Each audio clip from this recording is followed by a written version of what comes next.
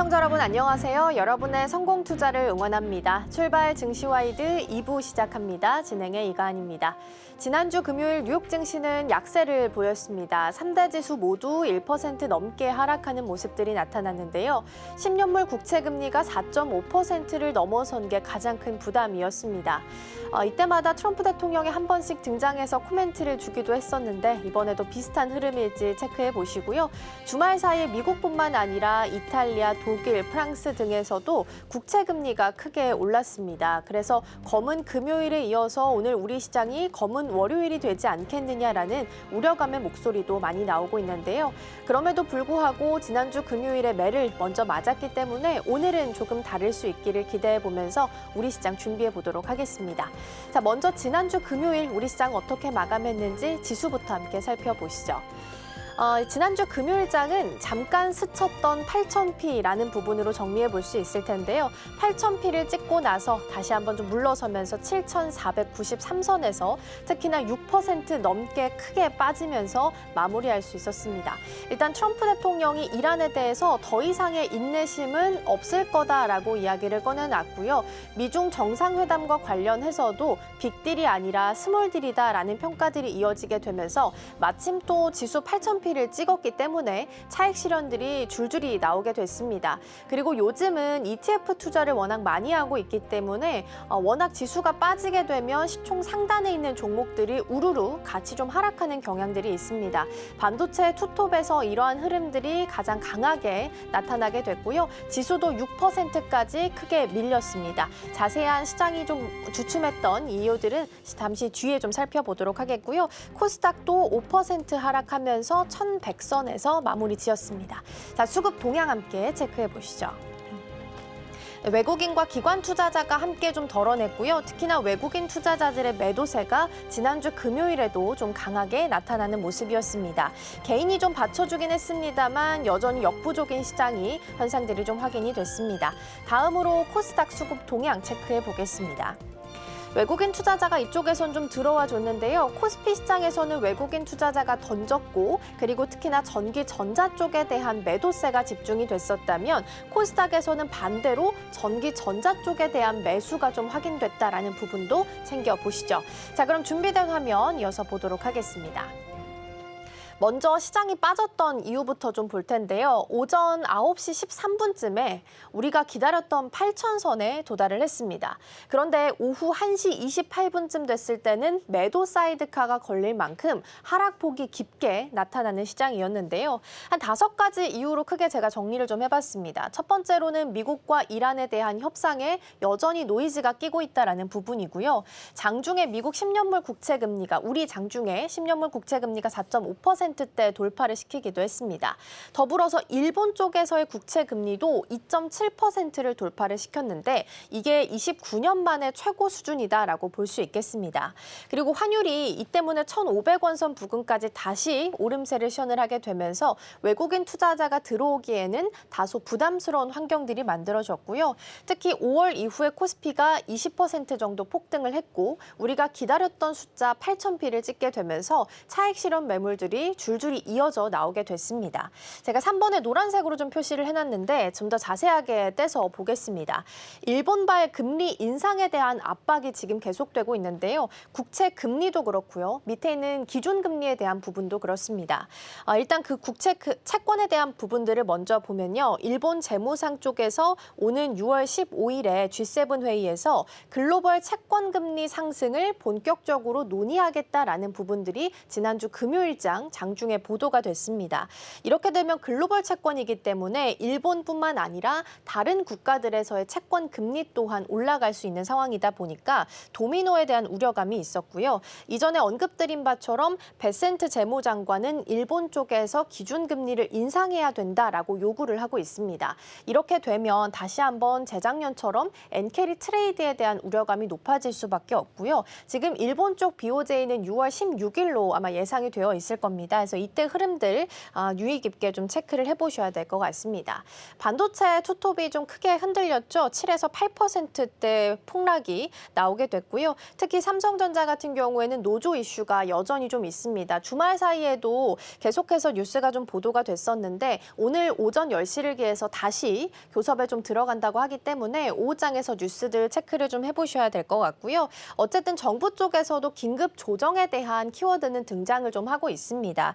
지금 긴급 조정이 들어가게 되면 30일간 쟁의행위를 강제로 좀 중단할 수 있게 됩니다. 정부 차원에서 긴급 조정권이 지금 발동된 게 현재까지 4차례 정도 있고요. 지금 근 20년 봤을 때는 발동된 적이 없기 때문에 정부도 좀 신중한 입장을 취하고 있는 것으로 파악이 됩니다. 일단 오늘 오전 10시를 기해서 어떤 내용들이 나오게 될지 조금 더 체크해 보시죠.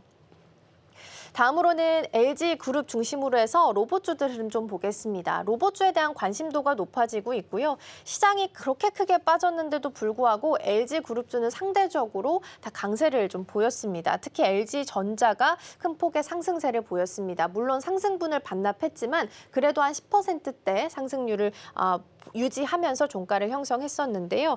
지금 봤을 때 한 달 사이에 LG 디스플레이도 23%, LG CNS도 41% 정도 오르면서 LG 그룹주 전반적인 흐름이 굉장히 좋게 나타나고 있습니다. 로봇주는 잠시 후에 조금 더 자세하게 들여다보겠고요. 지역화폐와 태양광으로 또 나눠봤습니다. 첫 번째는 지역화폐인데 이쪽에서는 상승불이 좀 켜져 있던 종목들이 많았습니다.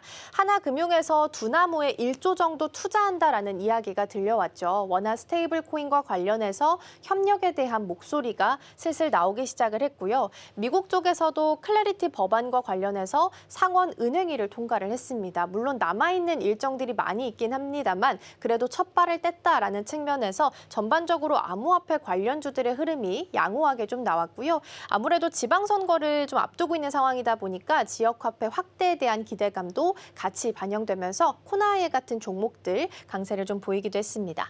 반대로 태양광은 좀 하락했던 섹터였습니다. 좀 과하게 하락했던 섹터 중에 하나를 가져왔는데 이전에 브리핑에서 제가 이런 말씀을 드렸죠. 미중 정상회담이 변수가 될 거다. 만약에 화해 모드로 가게 된다면 우리는 반사수혜를 기대했던 섹터이기 때문에 단기적으로 조정이 불가피할 거다라는 부분을 언급을 드렸는데 이런 부분이 금요일장에서 그대로 나타났습니다. 근데 그럼에도 불구하고 오늘 아침에 나온 하나증권의 리포트를 봤을 때는 다시 한번 완화적인 분위기가 나올 가능성이 적기 때문에 과도하게 빠진 부분은 오히려 기회가 될 수 있을 것이다라는 이야기도 나오고 있으니까 참고해 보시죠.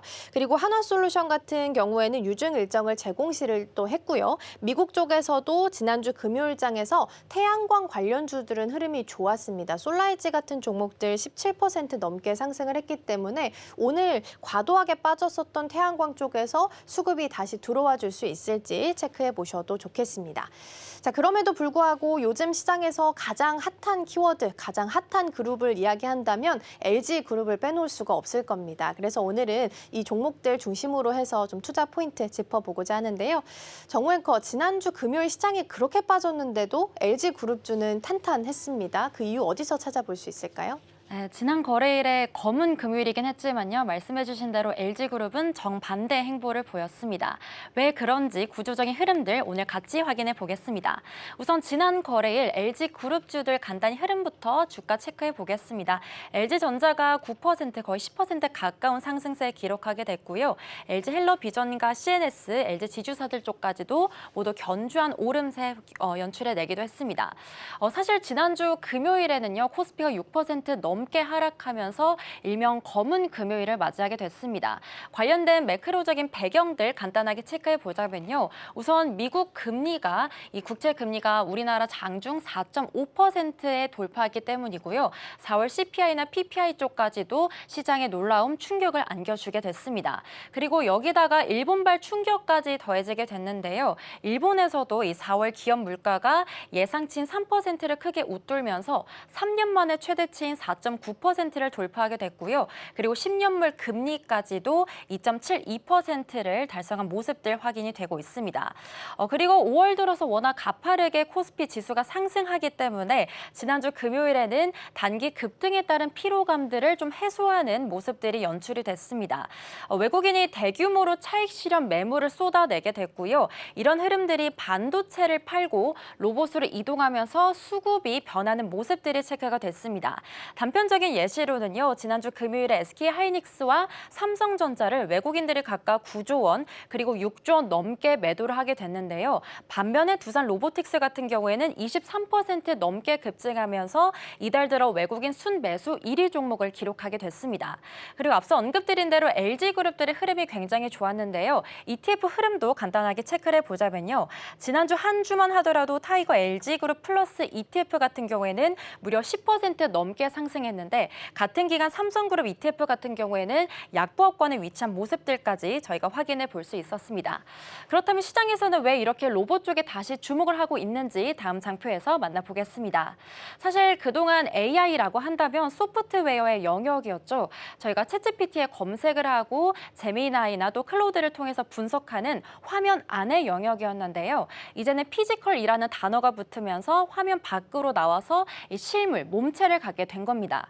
그리고 이런 흐름들을 증명해주는 소식들이 지난주에 나오게 됐는데 대표적으로는 산업용 로봇의 세계 점유율 선두권을 갖고 있는 이 화낙과 구글이 동맹을 하게 됐다라는 소식이 들려오게 됐습니다. 이 구글의 제미나이 엔터프라이즈 기반의 산업용 로봇을 이식하게 된다라는 이 공동 개발 소식을 전해주게 됐고요. 이 소식이 나온 이후에 이 주가가 16% 급등하게 됐고 동종 업계들까지 동반 상승하는 흐름들을 연출해 주기도 했습니다.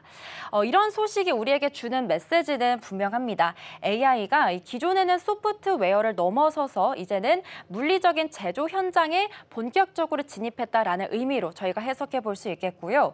그리고 사실 기존에 두뇌 역할을 하고 있었던 생성형 AI다가 이제는 몸체 역할을 맡게 되는 로봇까지 더한 피지컬 AI를 통해서 소프트웨어와 하드웨어 결합이 완성되고 있다라는 의미로 저희가 해석해 볼 수 있습니다. 실제로 숫자로도 증명이 되고 있습니다. 이 글로벌 휴머노이드 시장의 전망치를 보면요. 한국투자증권 같은 경우에는 올해는 10억 달러이지만 2035년에는 우리 돈으로 166조 원까지 증가할 것이다라고 전망하고 있기도 하고요. KB증권 같은 경우에도 연평균 77%의 상승세 계속해서 지속해 나가면서요. 2035년에는 우리 돈으로 무려 6,630억 달러로 지속될 것이다라고 전망치를 내놓기도 했습니다.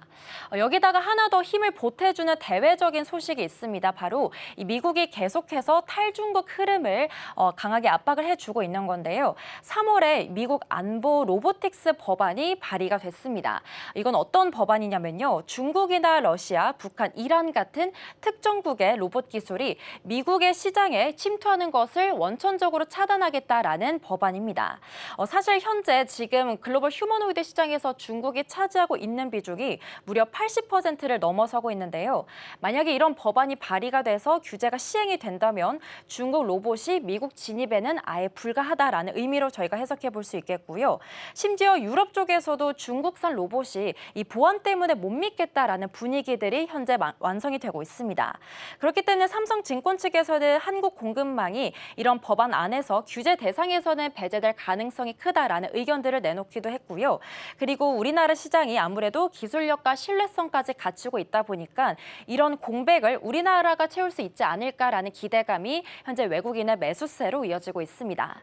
그렇다면 이런 흐름들의 가장 가운데에 서 있는 기업 이야기 다음 장표에서 만나보겠습니다. 네, 우선 요즘 가장 떠오르고 있는 기업이죠. 바로 LG전자인데요. 사실 한 달 전만 하더라도 냉장고나 세탁기를 만드는 가전회사다라는 이미지와 인식이 굉장히 강했죠. 그런데 이제는 로봇 회사로 본격적인 체질 개선에 나서고 있는 모습들 저희가 확인해 볼 수 있습니다.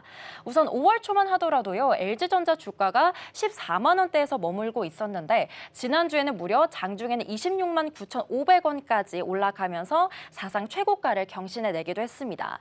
LG전자가 사실 한 달 동안 상승률이 88%였습니다. 코스피 지수가 37% 상승한 것과 비교를 해봤을 때 무려 2배 이상의 성장세를 보여주고 있는 거고요. 이에 따라 시가총액도 28위에서 7단계 올라가면서 21위까지 올라서기도 했습니다. 그래서 시장에서는 이제 LG전자가 기존의 기존의 가전 회사가 아니라 로봇 회사로 재평가되고 있다라는 의견들 내놓고 있기도 하고요. 이에 따라서 LG 그룹주에게도 동반 상승세가 이어지면서 온기가 전해지고 있습니다. LG CNS도 한 달간 무려 41% 증가하는 모습들 나타냈고요. 관련된 LG 그룹주들의 ETF 수익률도 지난 한 주만 하더라도 10% 넘게 상승하는 모습들 체크되고 있습니다. 그래서 목표 주가도 계속해서 상향 조정되고 있습니다. 최근에는 23만 원까지 나오게 됐고요. 지난 거래일에서는 이 모습이 도달된 점들까지 저희가 확인해 볼 수 있었습니다. 그래서 로봇 액추에이터 양산 라인 구축이 중장기적인 핵심 모멘텀이 될 것이다라는 코멘트까지 저희가 확인해 보겠고요. LG전자가 로봇주로 재평가받고 있는 이유를 제가 3가지 정도로 정리해 봤습니다. 앞서 조금 전 언급드렸던 바로 액추에이터인데요. 이거는 다시 말해서 로봇의 관절과 근육 역할을 해주는 겁니다. AI 시대에 사실 엔비디아의 GPU가 꼭 필요했다라면은 이 로봇 시대에서는 액추에이터가 바로 그 역할을 해주고 있기 때문에 피지컬 AI 시대의 반도체라는 별명을 갖고 있는데요. 지난 CS2026에서 LG 액추에이터의 브랜드인 악시움이 공개가 됐습니다. 이를 통해서 올해 내에 이 휴머노이드 로봇 관련해서 액추에이터 양산 체제를 구축할 것이다라는 계획까지 공개가 되면서 그때부터 조금씩 주목을 받게 됐고요.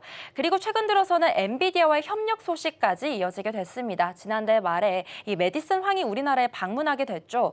이 방문을 하면서 LG전자의 홈로봇인 클로이드와 그리고 엔비디아의 플랫폼인 아이작 관련해서 이 협력 논의 소식이 전해지게 됐습니다. 그래서 시장에서는 엔비디아가 고른 파트너다라는 점에서 LG전자에 주목을 하게 됐고요. 그리고 사실 내년이었던 개념 검증 관련해서 계획이 올해 상반기까지 앞당겨진 점이 바로 이 부분에서 힘을 더해주고 있습니다. 그리고 마지막으로는 LG 계열사 안에서 이 수직 계열화 흐름들입니다. 사실 LG전자와 이노텍, 디스플레이 같이 한 그룹 안에서 모든 로봇을 다 만들 수 있기 때문에 관련해서 가격 경쟁력까지 확보할 수 있다라는 점이 굉장히 크게 긍정적으로 작용하고 있습니다. 그렇다면 다음 장표로 넘어가서요. 다른 기업들의 흐름들까지 확인해 보겠습니다. 제가 첫 번째 장표에서 언급해드렸던 두산 로보틱스입니다. 이달 들어 외국인 순매수 1위 종목이고요. 1분기 실적이 지난 동기 대비했을 때 189% 오르면서 매출 153억 원을 기록하게 됐습니다. 하지만 여기서 리스크로 좀 주목해 볼 만한 점이 영업 손실은 아직까지는 121억 원을 기록하고 있고요. 10년 연속해서 영업 적자를 기록하고 있다는 점은 핵심 리스크로 꼽히고 있습니다. 그런데 두산 로보틱스 같은 경우에도 엔비디아와 로드맵을 계속해서 펼쳐나가고 있습니다.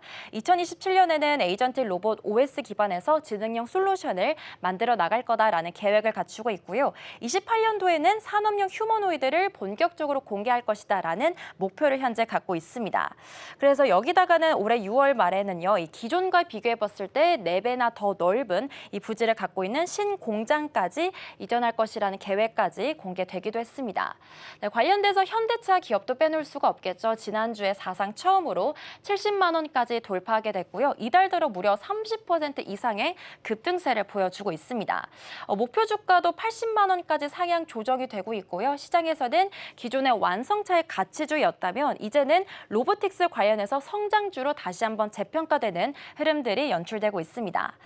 그리고 삼성전자가 최대 주주로 있는 레인보우 로보틱스도 마찬가지로 30% 이상 급등하는 움직임 보여주고 있습니다. 레인보우 로보틱스 같은 경우에는 로봇이 로봇을 만드는 공장이라는 궁극적인 목표를 갖고 있고요. 마지막으로 앞서 언급드렸던 화학과 구글 동맹까지도 저희가 이 소식을 통해서 피지컬 AI가 이제는 실제 제조 현장에 투입되는 신호로 저희가 확인해 볼 수 있겠습니다. 네, 마지막 장표로 넘어가서요. 관련된 투자 포인트 짧게 흩어보겠습니다. 네, 사실 이번 랠리가 기존에 연초에 나왔던 로봇주 랠리와 다른 점들이 있는데요. 바로 첫 번째로는 실적이 본격적으로 숫자에 찍혔기 때문입니다. 언급드린 대로 두산 로보틱스 1분기 매출이 189% 상승하는 모습들이 나오게 됐고요. 여기다가 정부의 정책들이 더 힘을 보태주고 있습니다. 그리고 세 번째로는 IPO 시장까지 가동이 되고 있습니다. 지난주에 세레브레스 IPO가 8조 원에 달하는 규모로 무사히 상장을 하게 되면서 AI 인프라 투자가 본격적인 사이클에 진입하고 있다라는 이야기들 나오고 있고요. 관련해서 앞서 언급드린 대로 3가지 층으로 분류해서 봤을 때 이미 실적이 잘 나오고 있는 완제품 기업과 함께 로봇이 판매가 증가되면 자동으로 동반 수혜가 예상되고 있는 핵심 부품 기업이 있겠고요. 마지막으로 소프트웨어, 두뇌 역할까지 담당해주는 현대 오토에버 같은 기업들이 있습니다.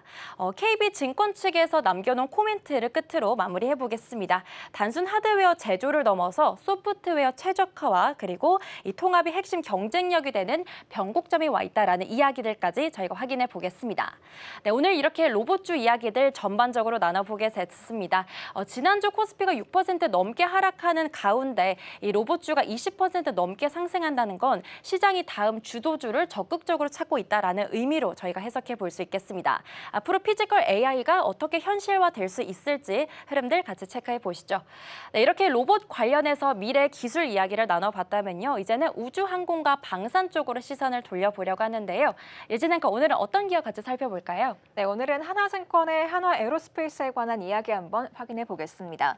최근 방산주가 조금 밀리면서 방산주 랠리 여기서 끝나는 건가 이런 의구심 드신 분들 계실 것 같습니다. 하나증권에서는 한화에어로스페이스 지금이 바로 매수 타이밍이다 이런 분석을 내놨는데요. 어떤 이유 때문인지 한번 바로 알아보겠습니다.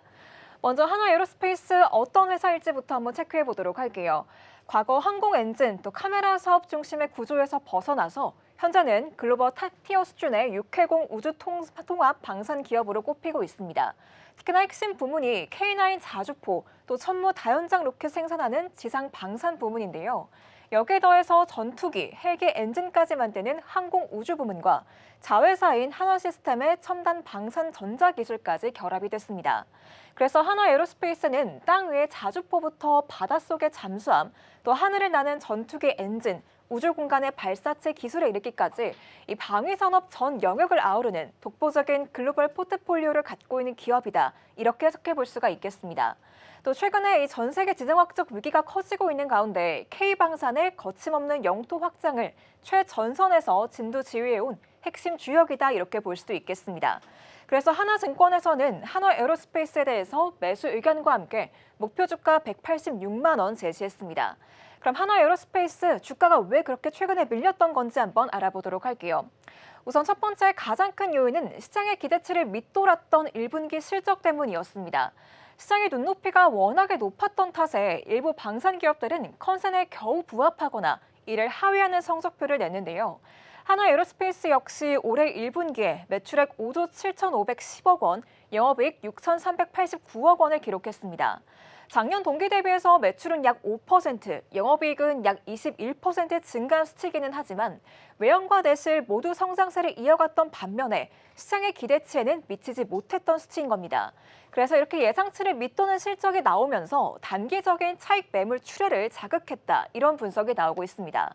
두 번째는 외부적인 요인인데요. 연간 실적 가이던스의 상향 조정이 제한적이었다는 점과 함께 또 그동안 수급의 중심이 AI, 반도체 등 테크 섹터로 집중이 되면서 이 방산 섹터의 수급이 일시적으로 공백 상태에 놓여 있었다라는 평가가 나옵니다. 하지만 그럼에도 불구하고 한화증권, 왜 한화에어로스페이스에서 긍정적인 전망을 내놨을까요?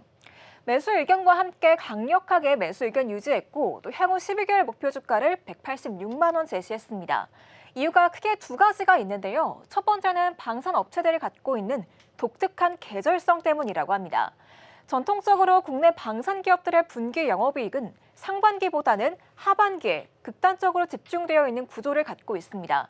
왜냐하면 수출 물량의 인도 타이밍 또 정산 시점이 후반기에 몰려있기 때문인 건데요.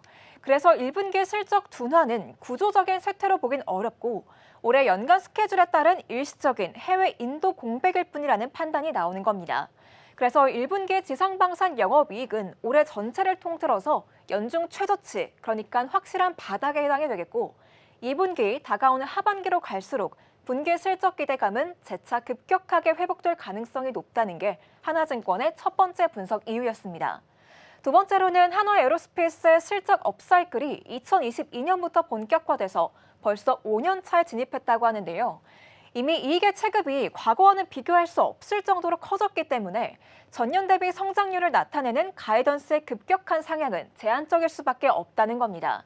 하지만 이런 높은 기저효과 속에서도 절대적인 이익의 규모 자체가 매년 우상향하면서 늘고 있다는 점 그 자체에 훨씬 더 높은 가치를 부여해야 한다는 것이 하나증권의 총 결론이라고 볼 수 있겠습니다. 그럼 지금부터는 이 한화에어로스페이스의 파이프라인 한번 체크해 볼 텐데요. 총 4가지입니다. 먼저 첫 번째는 1분기 실적의 숨은 이면 또 상저하고의 구조를 주목해야 한다고 합니다. 첫 번째부터 살펴보면 재평가의 핵심 키인 지상방산 수출 매출의 일시적인 역성장이 꼽히는데요. 1분기 지상방산 부문은 매출 1조 2,211억 원, 영업이익 2,087억 원을 기록했고 영업이익률은 17.1%에 해당했습니다. 전년 대비 다소 감소한 수치인데 원인을 뜯어보자면 아주 명확합니다. 1분기에는 폴란드양 천무 다연장 로켓의 일부 물량과 또 호주, 이집트양 K9 자주포 관련 매출이 제한적으로 인식이 됐습니다. 여기에 더해서 국내 양산 또 정비 매출이 내수 비중이 상대적으로 높게 반영이 됐기 때문에 단기적으로 마진이 높은 해외 수출 믹스가 줄어들면서 착시 현상이 발생한 겁니다. 그러니까 쉽게 말해서 올해 해외로 나갈 거대한 수출 물량 중에 아주 일부만 1분기 장부에 기록되었다. 이렇게 보시면 되겠는데요. 진짜 알짜배기 물량은 하반기에 집중적으로 건너가기 때문에 그것이 아직 반영되지 않았다. 이렇게 해석하시면 되겠습니다. 두 번째로는 하지만 그럼에도 불구하고 연간 기준 가이던스는 여전히 흔들림이 없다고 합니다.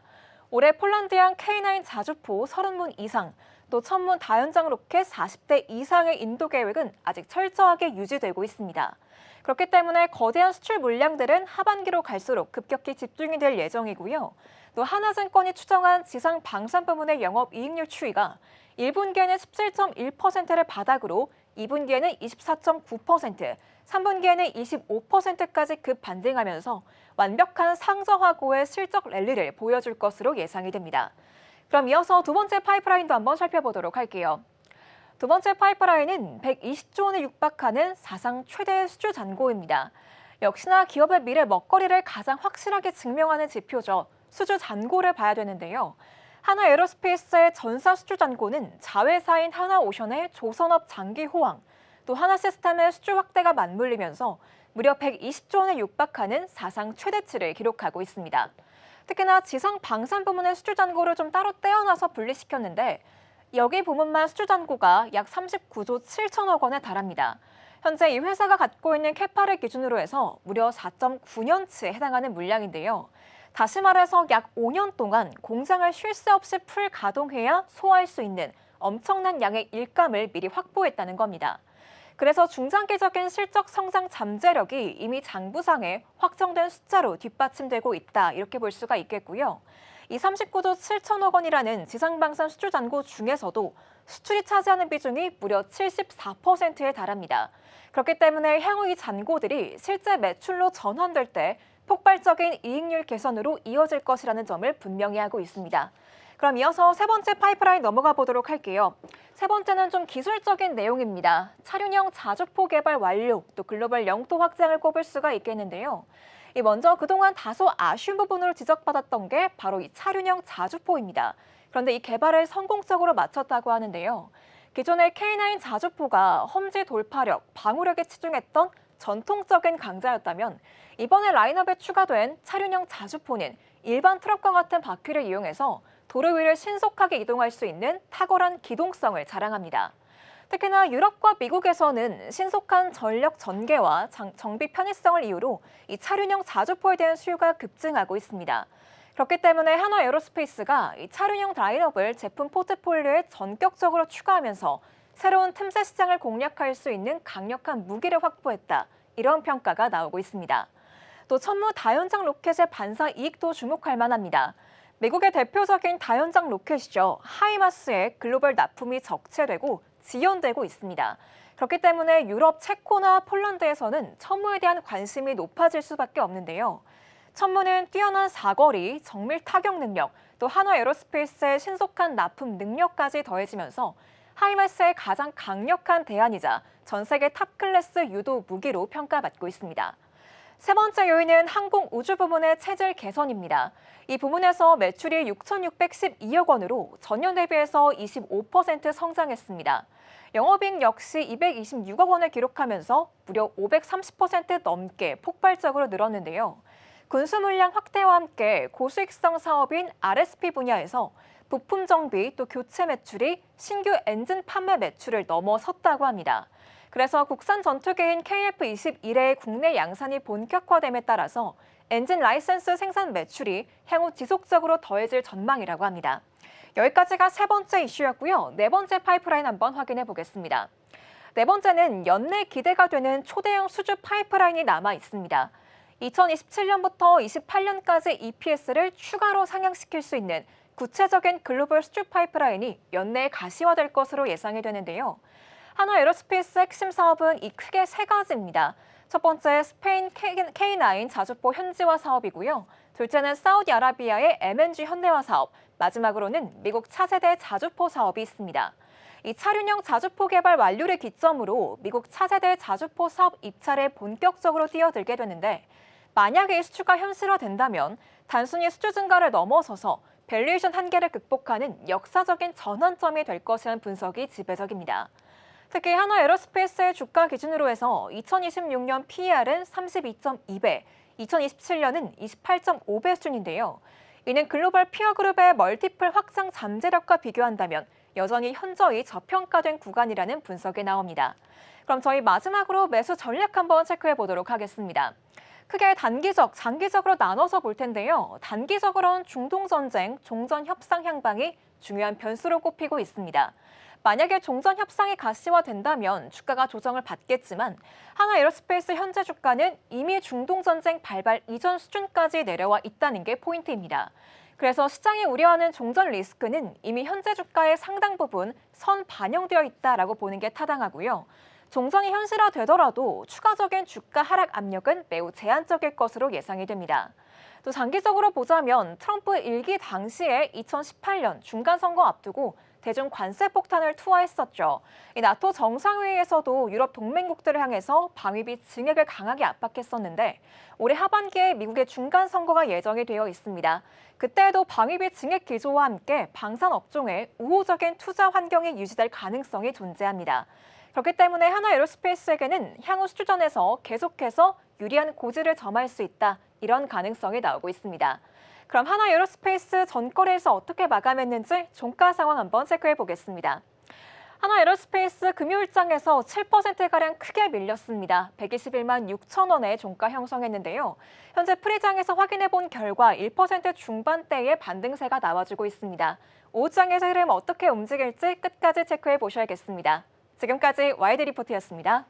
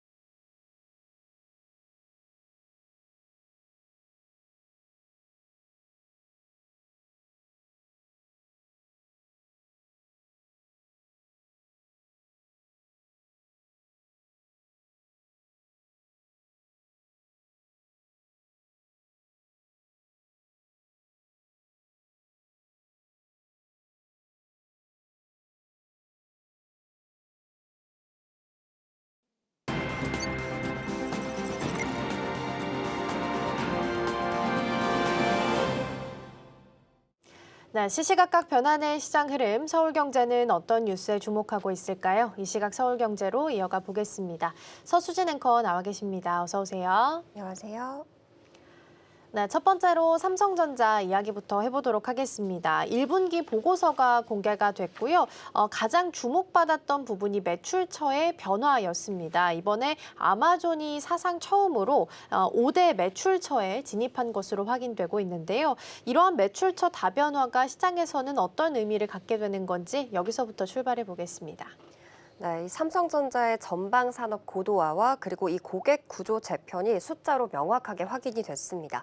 이번에 공시된 분기 보고서에 따르면요. 올해 1분기 삼성전자의 주요 5대 매출처가 알파벳, 아마존, 애플과 홍콩 테크트로닉스, 그리고 슈프림 일렉트로닉스로 집계됐습니다. 가장 핵심적인 변화는 아마존이 처음으로 이 5대 매출처의 이름을 올렸고 기존에 포함됐던 도이치텔레콤이 제외됐다라는 점입니다. 통신 중심의 전통적인 수요에서 클라우드와 AI 인프라 중심으로 전방 산업의 무게 중심이 완전히 이동했음을 보여주고 있는데요. 현재 이들의 주요 5대 매출처가 전체 매출에서 차지하는 비중이 23% 수준입니다. 이러한 지각 변동의 배경에는 글로벌 빅테크 기업들의 천문학적인 설비 투자가 자리 잡고 있습니다. 현재 아마존 웹 서비스를 비롯해서 구글과 메타, 마이크로소프트 등 주요 하이퍼스케일러 기업들이 움직이고 있습니다.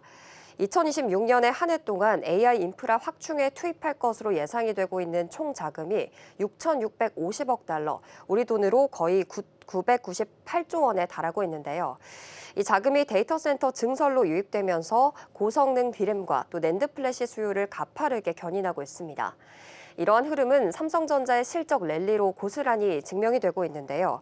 1분기 전체 매출이 133조 8,700억 원 정도로 전년 동기 대비해서 69% 증가했습니다. 실적 성장을 주도한 건 DS 부분이었는데요. 이 DS 부분의 1분기 매출이 81조 원 정도로 전체 매출의 61%를 차지했으며 전년 동기 대비 무려 225%나 급증했습니다. 수익성 지표인 메모리 평균 판매 가격 ASP 역시 전년 동기 대비해서 146% 상승했는데요. AI 서버용 고부가 메모리 수요가 급증하면서 이 가격 상승세를 이끌어낸 결과입니다. 특히 올해 1분기에는 데이터 센터의 AI 인프라 확보 움직임과 함께 에이전틱 AI의 초기 수요가 맞물리고 있는데요. 하반기로 갈수록 주요 거대 언어 모델 기업들의 기업향 서비스 도입이 본격화될 전망인 만큼 범용 서버와 고성능 서버 모두에서 수요 증가세가 지속될 것으로 분석됩니다. 네, 빅테크 향으로 매출이 계속 증가하고 있고 또 고부가 제품으로 인해서 단가가 좀 올라가게 되면서 실적을 좀 견인한 것으로 보입니다. 그런데 일각에서는 재고 자산을 좀 따져봤을 때 총액이 58조 원을 돌파하게 되면서 리스크에 대한 부분을 우려를 좀 제기를 하고 있는 상황이기도 한데요. 이에 대한 내용은 어떻게 해석을 해보면 좋을까요? 네, 우선 이 제품별 시장 점유율 지표를 봤을 때 삼성전자가 메모리 반도체뿐만 아니라 이 세트와 부품 전 영역에서 고르게 지배력을 강화했음이 확인되고 있습니다. 1분기 기준으로 삼성전자 D램 글로벌 시장 점유율은 38.4%로 집계됐는데요. 작년에 기록했던 34%와 비교했을 때 1분기 만에 4.4%나 상승한 수치입니다. 여기에는 초격차 기술 리더십이 주요했습니다. 지난 2월에 AI 산업의 핵심 부품인 6세대 HBM4의 양산 제품 출하를 공식 선언했고요. 이를 통해서 차세대 고성능 메모리 시장을 선점하는 발판을 마련을 했고 하반기 출시될 이 CPU 그리고 GPU용 초기 메모리 수요에도 적극적으로 대응한다는 전략입니다. 이제 우려가 제기된 재고자산 부분을 분석해 보면요. 올해 1분기 이 삼성전자의 재고자산 총계는 58조 2,700억 원 정도로 작년 말 기준인 52조 6천억 원보다 거의 10% 증가한 건 사실입니다. 하지만 기업의 전체 자산 중에서 이 재고자산이 차지하는 비율이 9.2%로 오히려 지난해 말보다 0.1%포인트 축소됐습니다. 재고 규모 자체는 늘었지만 기업 자산 규모 증가 대비해서 통제 범위 내에서 안정적으로 관리가 되고 있다는 의미인데요. 물론 매출 원가를 재고 자산으로 나눈 이 재고 자산의 회전율이 작년 말에 3.9회에서 올해 1분기 3.7회로 소폭 낮아졌습니다. 여기서 재고자산 회전율이란 보유한 재고가 매출로 전출되는 속도를 나타내는 지표인데요. 이 수치가 낮아졌다는 건 재고 소진 속도가 약간 완만해졌다는 것을 의미하고 있습니다. 그러나 현재의 재고 증가는 판매 부진에 따른 악성 재고가 아니라 이 급증하는 AI 서버 수요 그리고 하반기 하이퍼스케일러들의 공급 요청에 적기 대응하기 위한 전략적 비축으로 해석하는 게 합리적인 상황입니다. 네, 어쨌든 시장 지배력은 계속해서 확대가 되고 있고요. 이 사이클이 어디까지 갈 것인지가 가장 중요한 부분입니다. 그래서 올해 하반기를 좀 예상을 해본다면 메모리 반도체 시장에 있어서 가격 사이클은 어떻게 예상되고 있을까요? 네, 현재 삼성전자를 포함한 주요 이 메모리 제조사들이 한정된 웨이퍼 투입 공간 내에서 첨단 생산 라인의 상당 부분을 고부가 가치 제품인 HBM 생산으로 전환하고 있습니다.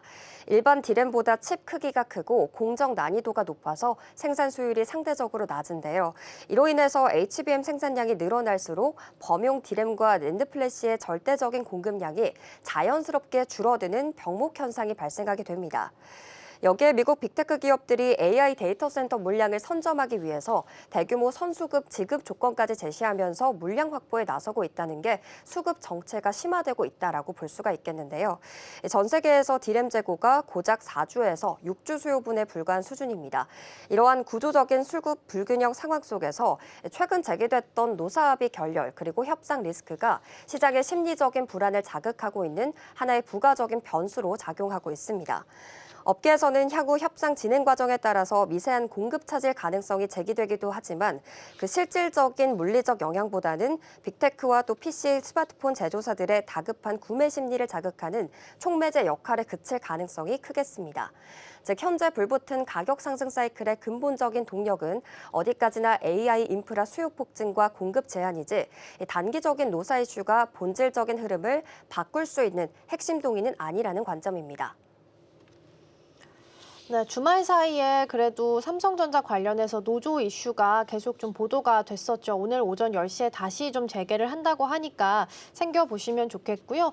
또 노무라 쪽에서는 삼성전자 목표 주가 59만 원, 하이닉스 400만 원까지 불렀고요. JP모건에서는 삼성전자 48만 원, SK하이닉스 300만 원, 키옥시아 같은 경우에는 8만 엔까지 높여 잡는 모습들 나타나고 있습니다. 해외 IB에서는 긍정적으로 보고 있긴 한데 사실 주가가 쉽지는 않네요. 오늘 프리시장에서도 보합에서 약보합에서 강보가 계속 오르락내리락 하고 있으니까 챙겨보시죠.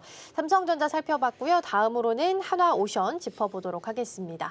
싱가포르에다가 법인 2곳을 설립을 했다고 합니다. 본격적으로 현지에다가 거점을 좀 마련하는 움직임들이 확인이 되고 있는 건데요. 이번에 싱가포르 법인 설립이 가지고 있는 의미 같이 좀 체크해 주시죠.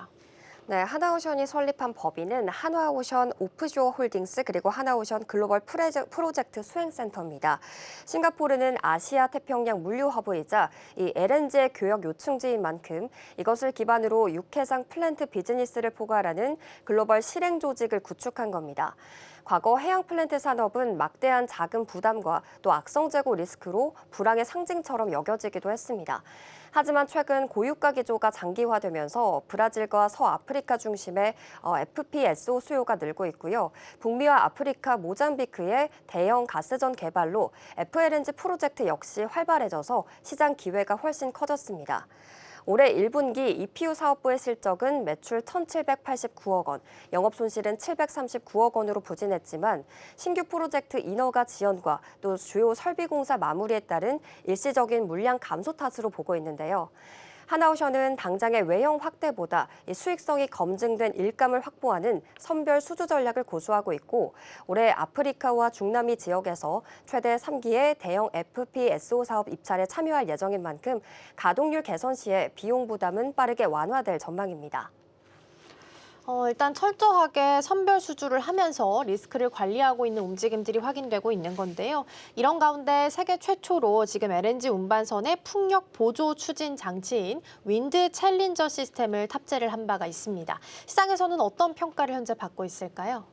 네, 이번 실선 탑재 성공은 글로벌 수주전에서 하나오션이 기술적인 초격차를 확보했음을 의미하고 있습니다. 하나오션은 지난 4월 22일 일본 선사가 발주했던 17만 4천 세제곱미터급 LNG 운반선에 윈드 챌린저 시스템 설치를 완료했습니다. 이 장치는 바람의 방향과 세기를 실시간으로 자동 감지해서 제어할 수 있는 대형 접이식 돛인데요. 항해당 최대 12%의 연료 소비를 줄여서 온실가스 배출량 역시 12% 감축하는 효과를 내고 있습니다. 안정성이 극도로 요구되는 고부가 선종인 LNG선에 실제 탑재한 것은 기술적인 난이도가 매우 높았지만 이 하나오션은 2년 만에 구조와 의장 설계 전반의 난제를 해결하면서 설계 건조 역량을 입증했습니다. 현재 국제해사기구 환경규제가 강화되면서 해운업계는 무탄소 선박 전 단계의 실질적인 탄소 저감 수단을 찾고 있습니다. 확실한 브릿지 선박인 LNG선에 이 기술이 결합되면서 선주들에게 독보적인 대안이 된 건데요. 실제로 일본 해운사 MOL은 오는 2030년까지 25척, 2035년까지 총 80척의 확대를 적용하겠다라는 로드맵을 발표했습니다. 하나오션은 전공정 표준 절차를 세계 최초로 정립했기 때문에 향후 관련 시장 선점 가능성이 매우 높고요. 이 암모니아 가스터빈이나 액화수소 운반선 등 미래 대체 연료 시스템 개발까지 병행하고 있어서 글로벌 규제를 독점적 수주 기회로 전환하는 발판이 될 전망입니다. 일단은 표준 기술을 선제적으로 정립했다라는 측면에서 긍정적인 점수를 좀 줄 수 있을 것 같고요. 이번 달에는 독자 개발한 2,000톤급 수출형 잠수함 설계에 대해서 국내 최초로 기본 승인을 획득을 했다고 합니다. 이 부분은 어떻게 해석을 해볼 수 있을까요? 네, 독자 개발은 2,000톤급 잠수함의 기본 승인 획득은 국제 표준 수준의 안정성을 입증하면서 이 글로벌 함정 시장의 공략을 위한 품질 보증 기반을 다진 성과라고 볼 수가 있겠습니다. 필리조선소 인수를 통한 미 해군 함정 MRO 사업 진출과 또 마스가 프로젝트 선도 등의 글로벌 방산 영토 확장의 핵심 동력이 되겠고요. 최근 건의했던 국방 FTA 진전 역시 협력사들과의 글로벌 동반 진출을 위한 포석으로 해석할 수가 있겠습니다. 이러한 과감한 해외 확장은 내부의 강력한 인프라 혁신과 또 체질 개선이 있었기에 가능했는데요. 2022년에 인수할 당시 1조 6,135억 원의 적자였던 회사를 사명을 변경을 하고 3년 동안 이 시설 설비에만 9,200억 원 정도를 집중 투입했습니다. AI 기반 스마트 조선소 전환으로 가동 효율성을 극대화한 결과 지난해 매출 12조 7,835억 원, 영업이익은 1조 1,167억 원이라는 극적인 흑자 전환을 달성해냈는데요. 특히 고질적인 노사 대립을 깨고 하청 손배소를 취하했고 최근에는 협력사 근로자 1만여 명에게 총 890억 원 규모의 성과급을 원청과 동일 비율로 지급하는 전향적인 상생 모델을 구축해 나가면서 숙련공 유출을 막고 현장을 안정시켰습니다. 여기에 올해 안전예산을 7,641억 원까지 대폭 증액하면서 리스크를 선제 통제하고 있는 모습입니다. 네, 한화오션은 오늘 프리장에선 1% 정도 빠지는 흐름들 확인되고 있으니까요. 이 부분도 참고해서 보시죠. 다음으로 LG전자로 넘어가 보겠습니다. 로봇에 대한 밸류가 새롭게 부각을 받으면서 금요일장에서도 시장 대비 그래도 강세를 좀 보이면서 마무리를 지었습니다. 시장이 이렇게까지 뜨겁게 열광하는 이유 어떤 부분들이 있을지 함께 찾아보겠습니다. 네, LG전자의 이번 급등세는 기존의 가전 중심이었던 이미지를 탈피해 나가면서 AI와 로봇 플랫폼 기업으로 체질이 완전히 개선이 되고 있다는 점을 시장이 인정하기 시작한 결과입니다. 주가 상승을 견인했던 첫 번째 핵심 동력은 로봇 핵심 부품이 이 내재화가 되고 있고 양산이 가속화되고 있다는 측면인데요. LG전자는 지난 1월 로봇용 액추에이터 브랜드인 LG 액추에이터 악시움을 공개한 바가 있습니다. 로봇 제조 원가의 40% 이상을 차지할 만큼 기술적인 장벽과 또 부가가치가 높은 분야인데요. LG전자가 가전 사업을 통해서 수십 년간 축적해왔던 세계 최고 수준의 모터 그리고 제어 기술력이 이 액추에이터 사업의 강력한 경쟁력 기반이 되고 있습니다. 시장의 예상을 깨고 2026년 상반기 중에 이 핵심 부품의 초도 물량 양산에 들어가기로 하면서 내년부터는 본격적인 외부 매출 발생이 가시화될 전망입니다. 두 번째는 휴머노이드 홈로봇 클로이드의 상업화 속도가 당초 계획보다 크게 앞당겨졌다는 점인데요. 3월 주주총회 당시만 해도 내년으로 예정이 되어 있었던 개념 검증 계획을 올해 상반기로 전격 수립하면서 사업의 전개 속도가 빨라졌습니다. 이 홈로봇의 최종 상업화 목표 시점은 2028년으로 설정이 되어 있고요. LG전자가 보유하고 있는 방대한 데이터를 기반으로 향후 AI와 이 물리적인 세계와 상호작용하는 피지컬 AI 생태계 내에서 독점적인 하드웨어 파트너로 자리매김할 가능성이 매우 높게 평가받고 있습니다. 네, 최근에 잘하고 있었던 칠러 부분도 주목을 받았고요. 엔비디아와 로봇에 대한 협력 이야기까지 나오게 되면서 완전히 주가가 재평가를 받고 있는 상황입니다. 이런 가운데 설비 투자에 대한 규모가 전년 동기 대비해서 두 자릿수 증가율을 보였다고 하는데 이건 어떤 의미를 갖게 되는 걸까요? 네, 말씀해 주신 대로 이 칠러라고 불리는 냉각 시스템이 주목을 받고 있습니다. 인공지능 연산을 처리하는 대규모 데이터 센터는 막대한 열을 발생시키기 때문에 이 열을 효율적으로 식혀주는 냉각 시스템이 필수적인데요.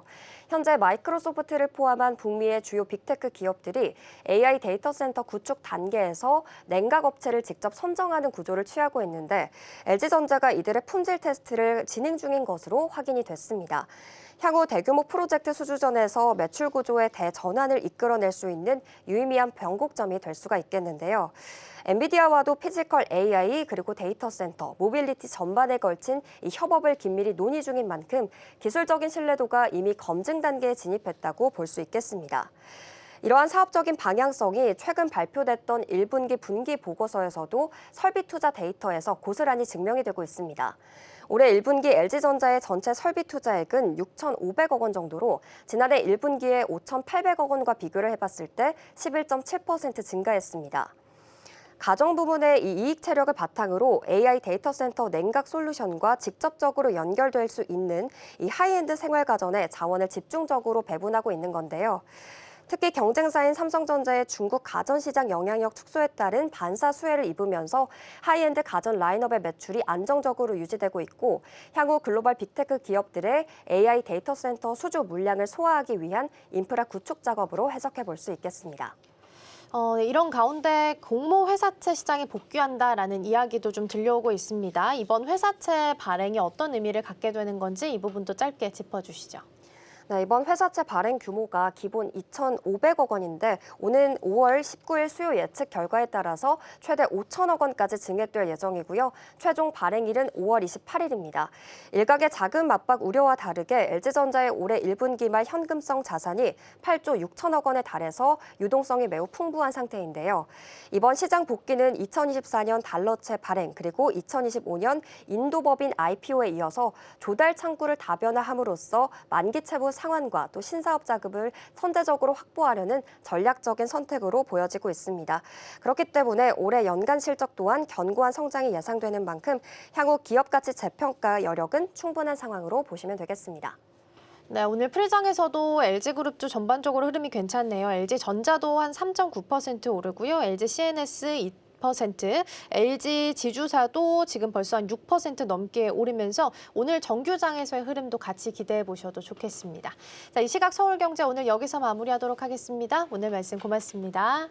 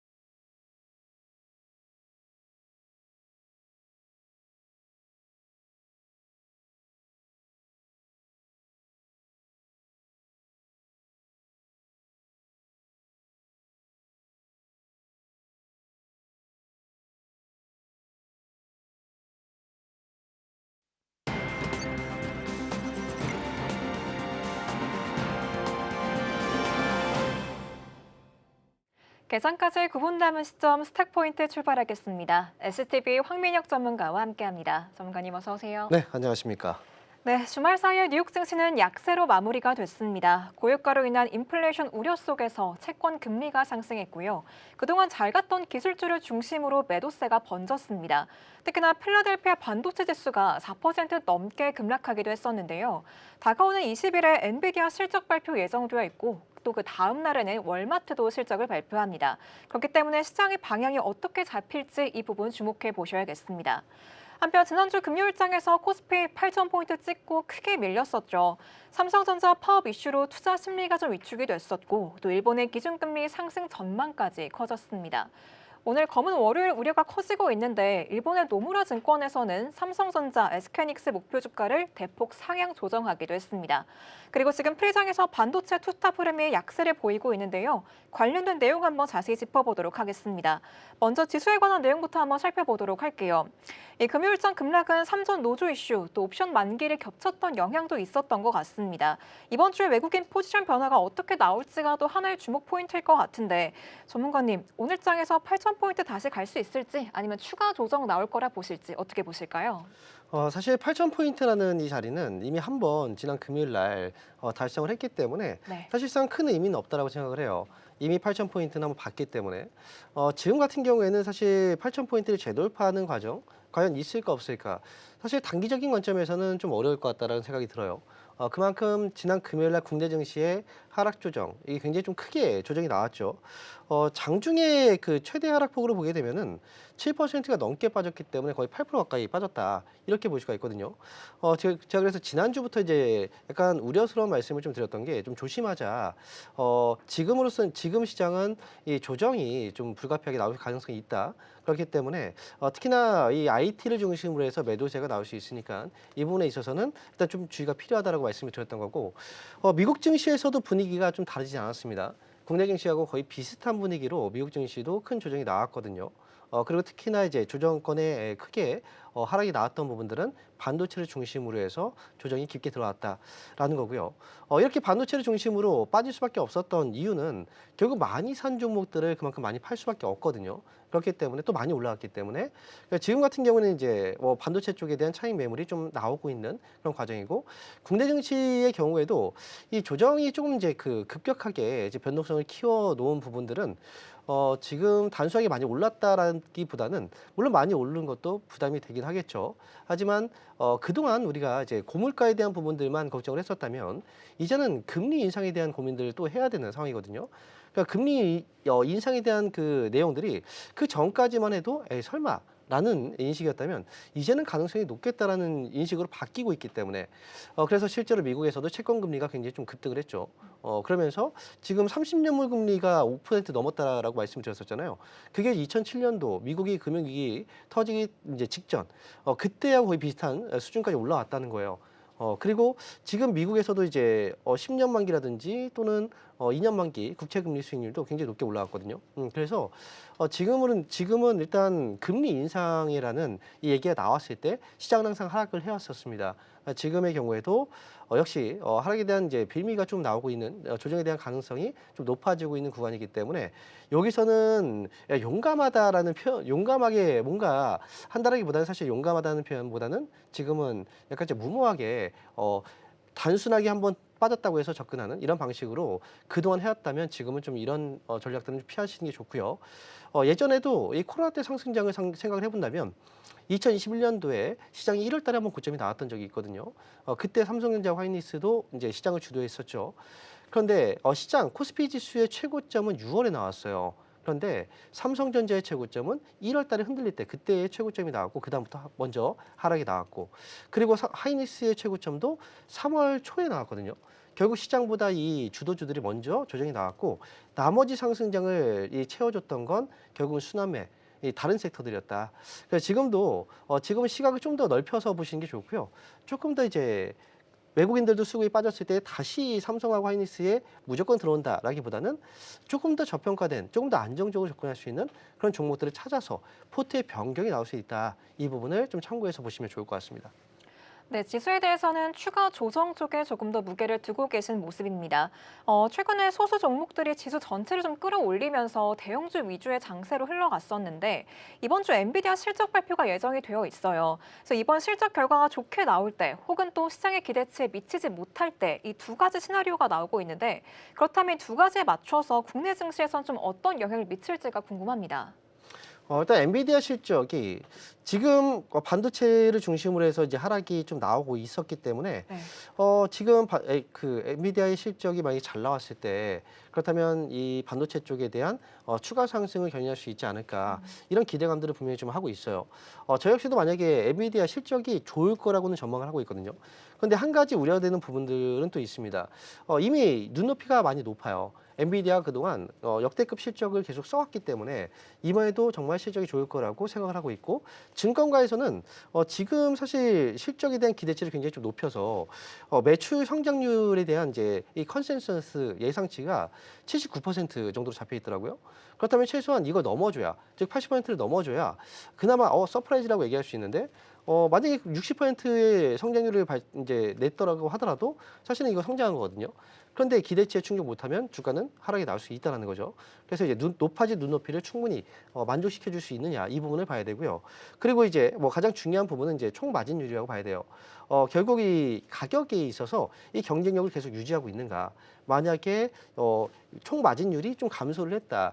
그러면 결국 우리의 목소리가 좀 나올 수가 있습니다. 그렇기 때문에 엔비디아 실적이 무조건 이 반도체주의 상승으로 이어진다, 이렇게 보시면 안 되고요. 눈높이가 높아진 만큼 이걸 충족하기는 조금 까다로워졌다. 그래서 이걸로 인해서 만약에 만족을 못 시켜준다면 시장에서는 또 하락의 요인이 될 수 있다는 거, 좀 이 두 가지를 또 생각해서 보실 필요가 있겠습니다. 엔비디아 실적과 연계해서 우리 국내 반도체주의 훈풍도 예상이 될 수 있겠지만 워낙 이미 시장의 눈높이가 높기 때문에 그걸 뛰어넘을 수 있을지 이 부분을 조금 더 주목해 봐야 될 것 같습니다. 그렇다면 앞으로 봐야 될 섹터의 방향성을 좀 짚어보려고 해요. 지난주부터 반도체 힘이 좀 꺾일 거다라는 전망을 계속해서 말씀해 주셨는데 실제로 반도체가 좀 약세 보여주고 있습니다. 그렇다면 이제는 모멘텀이 실려있는 로봇 쪽을 봐야 되는 건지가 궁금한데요. 전문가님, 그렇다면 저희 지금은 현대차, LG 이쪽을 더 보는 게 맞을까요? 일단 지금 시장에서 어쨌든 우려되는 부분에서 매도가 나온다면 네. 차선책으로 다른 업종들을 또 선택할 수밖에 없겠죠. 그리고 시장이 아직은 상승장 안에 있기 때문에 이 안에서 이제 어떤 업종들, 어떤 종목들을 선택할까. 결국은 지금으로서는 로봇 쪽에 대한 그 관심도가 많이 높아지고 있는 상황이긴 해요.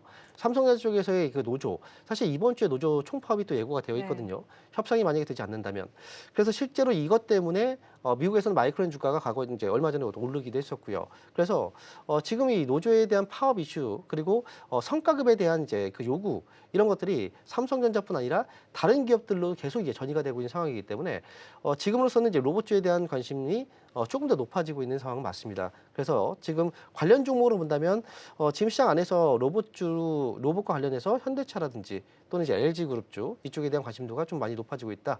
두 쪽을 다 관심 있게 보시는 게 좋을 것 같고요. 저는 이제 특히나 좀 LG 쪽 좀 더 주의 깊게 보시는 게 좋을 것 같습니다.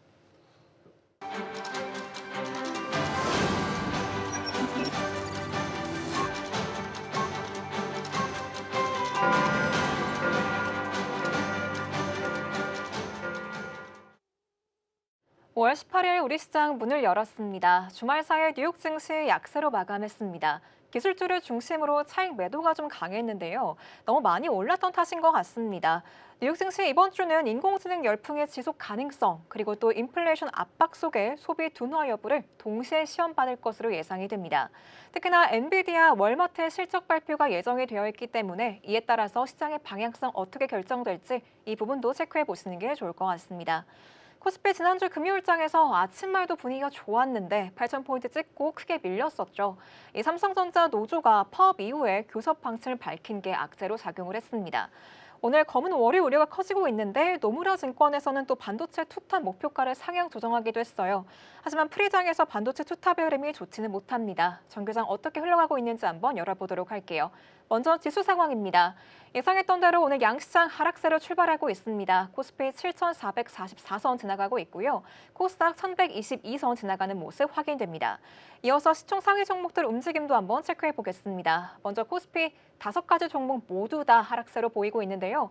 우선 반도체 투탑 각각 1%, 또 3% 가깝게 밀리는 모습 확인이 되고요. 삼성전자 우선주와 현대차, SK스퀘어까지도 밀리고 있습니다.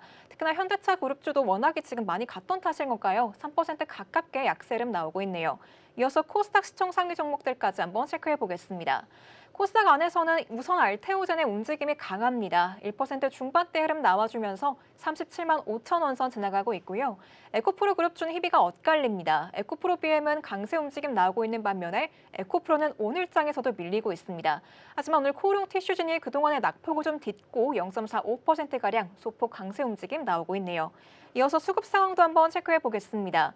코스피 안에서는 역시나 외국인 물량 덜어내고 있습니다. 5천억 가까이 물량 덜어내고 있는 반면에 개인과 기관은 매수 포지션 취해주고 있고요.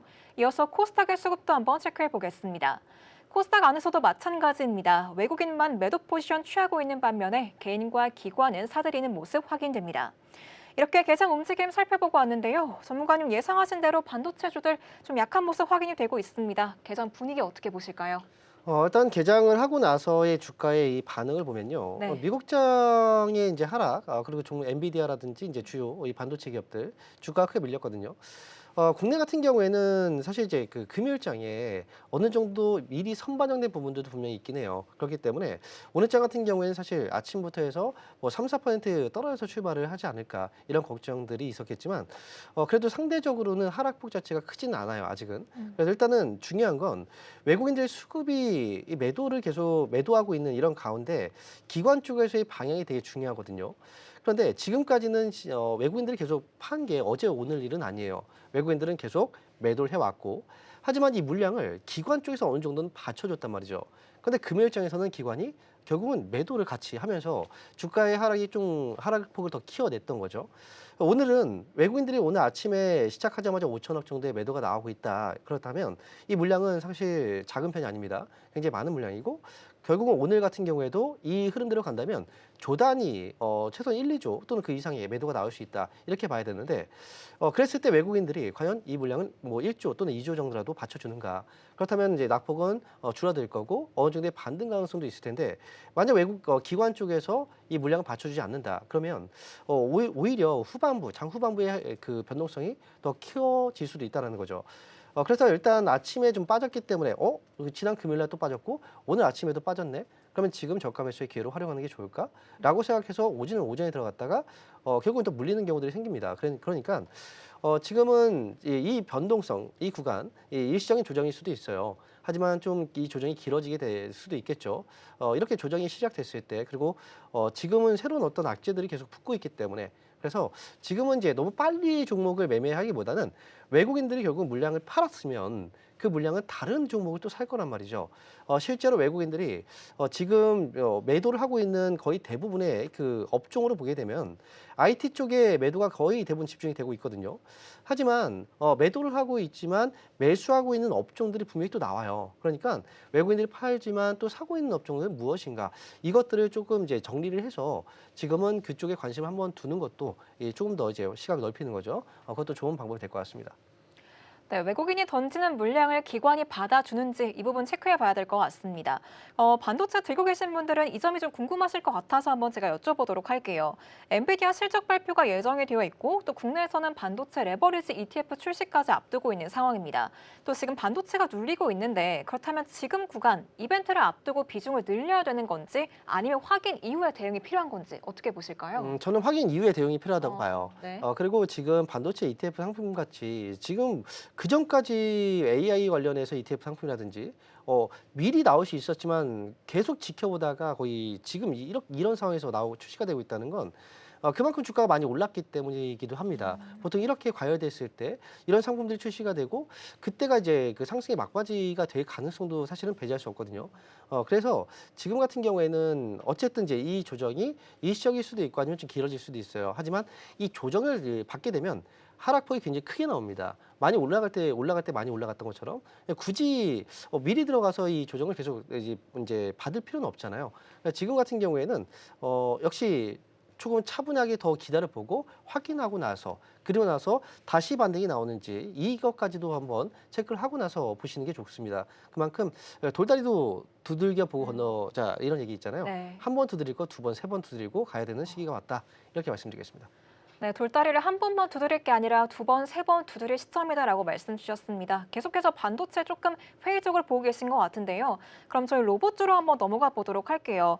일단 오늘 장에서 LG전자가 조금 밀리고 있습니다. 많이 오르기도 했던 것 같은데 그렇다면 지금 반도체에 빠졌던 이유는 삼성전자 노조 리스크 때문이다라고 볼 수가 있겠고 이게 해결만 된다면 사실 주가가 다시 올라오지 않을까? 이런 기대감도 좀 있는 것 같거든요.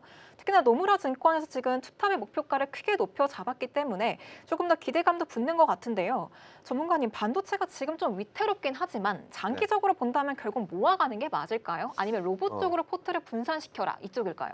저는 사실 반도체를 회의적까지는 보진 않아요. 아닌가요? 회의적이라기보다는 네. 이 걱정이 되는 거죠. 왜냐하면 지금 투자자분들 같은 경우에 실제로 이제 자금을 투자를 했고 그리고 투자를 할 생각 중이고, 근데 이게 잘못된 투자로 이어지게 되면 자산의 큰 손실로 이어지거든요. 더구나 이제 빚을 내서 투자하시는 분들 굉장히 많잖아요. 신중해야 된다. 그렇죠. 그래서 지금은 신중을 해야 된다라는 거고, 그 신중을 해야 된다는 건 이익을 내기 위해서 신중을 해야 된다는 겁니다. 그 주식 시장에서는 삼성전자하고 하이닉스 두 가지만 존재하는 게 아니에요. 이 종목 말고도 다른 종목들 안에서 충분히 투자할 수 있는 종목들이 굉장히 많거든요. 그리고 실제로 그랬을 때 수익이 더 잘 날 수 있는, 그게 바로 순환매장이라고 생각을 해요. 과거에도 그래서 개인 투자자분들이 오히려 이 삼성하고 하이닉스가 이끄는 이 상승장보다는 오히려 이 종목들이 빠지고 다른 종목들이 이제 시장을 이끄는 이 순환매장에서 훨씬 더 수익을 잘 냈단 말이죠. 그래서 개인들한테는 조금 더 좋은 장으로 갈 가능성이 있고, 그리고 지금은 삼성전자하고 하이닉스만 계속 그 종목들만 보지 말자라고 얘기를 해드리는 거고요. 그리고 지금 대안책으로서 본다면 로봇주, 사실 로봇주 같은 경우에도 꽤 오래전부터 저희가 이제 주목을 해봐야 된다라고 얘기했던 업종이에요. 로봇주들이 그동안 많이 빠졌었잖아요. 빠졌을 때 바닥을 조금씩 이제 살며시 잡고 있을 때, 그때 로봇주에 대해서 지금 관심이 필요합니다. 얘기를 많이 했었고, 그리고 지금 이미 사실 주가가 어느 정도 또 올라오긴 했거든요. 하지만 지금 어쨌든 노조에 대한 어떤 리스크 때문에 뭐 삼성전자의 주가의 뭐 하락, 그리고 또 지금 국내 증시의 조정이 이 부분에 또 맞춰서 어느 정도 조정이 나왔다면 로봇주들은 대안이 될 가능성도 있습니다. 그래서 지금 현대차그룹이라든지 그리고 또 LG그룹 이쪽도 주가의 상승이 로봇주에서 좀 시작해서 이제 시세가 좀 많이 나왔던 것처럼 로봇주들은 노조 리스크 뭐 이런 것들을 우리가 포함해서 본다면 대안책의 성향으로서 투자에 관심을 좀 가져보는 것도 괜찮다. 하지만 지금 어쨌든 시장의 조정이 나오게 된다면 어쨌든 흔들리니까 단기로 올라가면 어쨌든 수익이 났을 때는 수익을 좀 빨리빨리 좀 내보자, 실현하자, 이렇게 말씀드리도록 하겠습니다. 그럼 좀 궁금한 점이 드는 게 전문가님, 로봇주도 반도체도 아까 신중해야 된다고 말씀하셨잖아요. 그럼 로봇도 좀 신중하게 여유롭게 담아가야 되는 걸까요? 로봇주 같은 경우에는 이제 뭐 삼성하고 비교해 본다면 네. 삼성하고 하이닉스의 주가가 이제 빠졌을 때 그냥 들어간다 이거보다는 네. 로봇주들 같은 경우에는 빠졌을 때 들어갔다가 올라가면 팔 수 있는 좀 단기 트레이딩, 대응으로? 조금 더 단기 대응으로 아. 트레이딩이 가능하다, 이렇게 보시면 되겠습니다. 네, 알겠습니다. 로봇주 좀 단기적으로 트레이딩 관점에서 대응하시면 좋을 것 같습니다. 이어서 조금 프리장에서부터 스페이스 X 관련주가 강세 보였는데 이 내용 조금 더 짚어보도록 할게요. 지금 개장하고 이후 나서부터도 지금 계속해서 스페이스 관련주가 강세 움직임 보여주고 있습니다. IPO 일정을 좀 앞당겼죠. 다음 달 12일에 나스닥 상장한다고 하는데요. 그렇다면 지금 스페이스 X 관련주 신규 진입보다는 보유자의 영역으로 봐야 될지 아니면 추가 상승 여력 좀 열어둬야 될지 어떻게 보실까요? 일단 스페이스 X라는 사실 그 상장이라는 이런 중대한 이슈가 있고요. 10일날 상장이 확실히 확정이 됐는지 아니면 좀 이게 아직까지는 조금 더 확인이 필요하긴 하겠지만 어쨌든 상장일이 앞당겨지고 있다라는 거, 이거 자체로는 이제 스페이스 X로 인해서 관련 종목에 대한 투자 뭐 이런 것들도 되게 중요한 포인트가 되긴 할 거예요. 그런데 이 스페이스 X 쪽은 사실 그동안 어떤 정보들이 우리가 좀 추측을 해서 이렇게 될 거야 라고 했을 뿐이지 이 비공개로 지금 상장이 진행되고 있는 상황이기 때문에 어쨌든 이제 중요한 어떤 이벤트가 가까이 오면 가까이 올수록 단기로 이제 차익 매도 물량들이 분명히 빠져나올 수밖에 없거든요. 그렇기 때문에 스페이스 X는 이벤트가 있기 전에 사실 주가의 상승이 가장 좀 크지 않을까라는 생각도 해봐요. 그래서 이 종목들 같은 경우에는 어쨌든 올라갔을 때 매도하는 게 좀 좋지 않을까 생각이 들고요. 그리고 스페이스 X와 관련해서는 이번 주에 중요한 이벤트가 하나 있거든요. 이제 스페이스 X의 그 차세대 발사체라고 하는 스타쉽 V3가 이번 주에 발사가 예정되어 있거든요. 그렇기 때문에 만약에 이 발사를 성공하게 되면 당연히 좋겠죠. 그리고 이제 이거 당연한 결과겠죠. 하지만 만약에 이게 실패하게 된다면 그러면 이제 스페이스 X 관련주들은 단기에 뭔가 좀 우려감 때문에 매도가 좀 나올 가능성도 있다라는 거.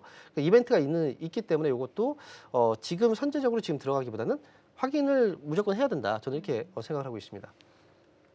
네, 스페이스X 관련주 역시 지금 단기로 대응할 것이 필요해 보이는데 좀 더 확인을 한 이후에 그 다음에 대응하는 게 유리해 보입니다. 저희 조선주로 좀 넘어가 보려고 해요. 지금 약세 나오고 있기는 한데요. HD 현대중공업 노조가 성과급 확대 요구했다는 소식이 나왔습니다. 또 파업 가능성까지 거론되고 있는 상황인데 그럼에도 불구하고 JP모건 쪽에서는 오히려 지금이 매수 기회다 이렇게 말을 하고 있더라고요. 전문가님 보시기에 HD 현대중공업 지금 리스크 관리 구간일까요? 아니면 눌림목 매수 기회일까요? 저는 이제 궁금한 게 JP모건 쪽에서 이 종목을 샀느냐. 저는 이게 되게 궁금해요. 네. 사지 않고 그렇게 말만 하는 것과 진짜 샀다. 뭐 이건 다른 문제거든요. 사실 지금 같은 경우에 노조에 대한 리스크들이 굉장히 좀 많이 있는 상황입니다. 네. 이게 점점 퍼지고 있잖아요. 삼성에서 시작해서 지금 뭐 카카오라든지 현대기아까지 또 HD, 현대까지 지금 계속 확산이 되고 있는 분위기다 보니까 이 노조 파업에 대한 리스크를 안고 지금 국내 증시 이 개별 종목들이 쉽게 움직이는 어렵다라고 생각이 들어요. 그럼 만약에 협상을 한다 하더라도 그만큼 이익은 감소할 수밖에 없죠. 일단 지금으로서 조선주들을 우리가 봤을 때는 오늘부터 해서 이제 외교 차관이 미국에 네, 방문을 하거든요. 맞아요. 이 방미 일정이 잡혀 있어요. 오늘부터 해서 21일까지 잡혀 있는 일정인데 결국은 여기에서는 이제 조인트 팩트 시트의 후속 조치를 논의하기 위해서 좀 구체화시키기 위해서 이제 간다라는 건데 그렇다면 여기에서는 마스카 프로젝트라든지 또는 원전 그리고 또 이제 핵잠 수함 관련해서 이벤트가 좀 나올 가능성도 있거든요. 그래서 지금 일단 트럼프 대통령 같은 경우에도 이제 11월 이제 중간 선거를 준비할 수밖에 없는 상황이잖아요. 그러다 보니까 이제 외교적인 문제, 또 경제적인 문제, 뭐 투자에 대한 문제들을 이제 성과들을 올려야 될 시기가 왔기 때문에 그래서 이 마스카에 대한 이제 프로젝트와 조금 더 이제 구체적인 어떤 내용이 나온다거나 이럴 수도 있으니까 조선주는 그 뉴스들을 좀 잘 체크하시면서 가실 필요가 있겠다라는 거고요.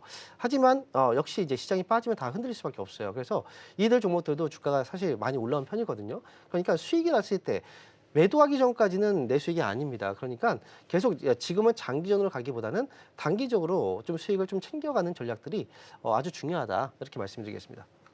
네, 계속해서 단기 대응 전략 말씀하고 계십니다. 그럼 저희 마지막으로 2차전지 살짝 짚어보고 마무리하도록 할게요. 최근에 2차전지 조금 수급이 소외가 나타났었는데 상대적으로 코스피 대형주는 좀 강했지만 코스닥 쪽에선 부진했습니다. 그렇다면 이 차별화가 좀 이어질 건지 2차전지 지금 선제적으로 담아야 될 구간인가 아니면 좀 다른 섹터가 진정이 된 이후에 대응해야 되나 이 부분이 궁금합니다. 2차전지 같은 경우에는 이제 순환매 과정에서 한 번쯤은 올라갈 수 있는 섹터라고 생각을 하긴 해요. 그래서 지금 사실 지난 금요일날 주가가 너무 많이 빠졌고 빠졌죠. 했기 때문에 뭐 좀 당황스러울 정도로 많이 빠졌는데 그 이유는 이제 한미 회담 때문에 이 부분이 이제 큽니다. 둘이 만나서 결국은 2차전지 같은 경우에는 미국에서 중국을 견제했을 때 가장 큰 이제 우리 반사이익을 얻을 수 있는 하나의 업종이거든요. 태양광도 그렇고 그렇기 때문에 미국하고 이제 중국이 이제 만난다라는 것 자체가 결국은 뭔가 좀 서로 간에 이제 지금 맡고 있는 것들을 좀 풀어줄 수 있지 않을까 이런 이제 우려감들이 결국 국내 증시 하락으로 이어졌던 거죠. 지금으로서 2차전지 관련주들 좀 많이 빠졌을 때는 뭐 대응 접근해보는 방법도 굉장히 괜찮을 것 같은데 다만 이제 중요한 건 실적이 확인되고 있는 사실 양극재 쪽과 관련된 기업들은 좀 괜찮다고 생각을 해요. 그래서 이 종목들은 역시 분할로 조금 이상 담아보는 것도 괜찮은 전략이다 이렇게 말씀드리겠습니다. 결국은 숫자로 확인이 되어야 그 다음에 대응할 수 있는 것 같습니다. 현재 우리 양시장 4%가량 빠지고 있는데요. 장 후반까지 흐름 한번 체크해 보셔야 될 것 같습니다. 스탁포인트는 여기서 마무리하겠습니다. 황민혁 전문가님과 함께했습니다. 오늘 말씀 고맙습니다. 감사합니다.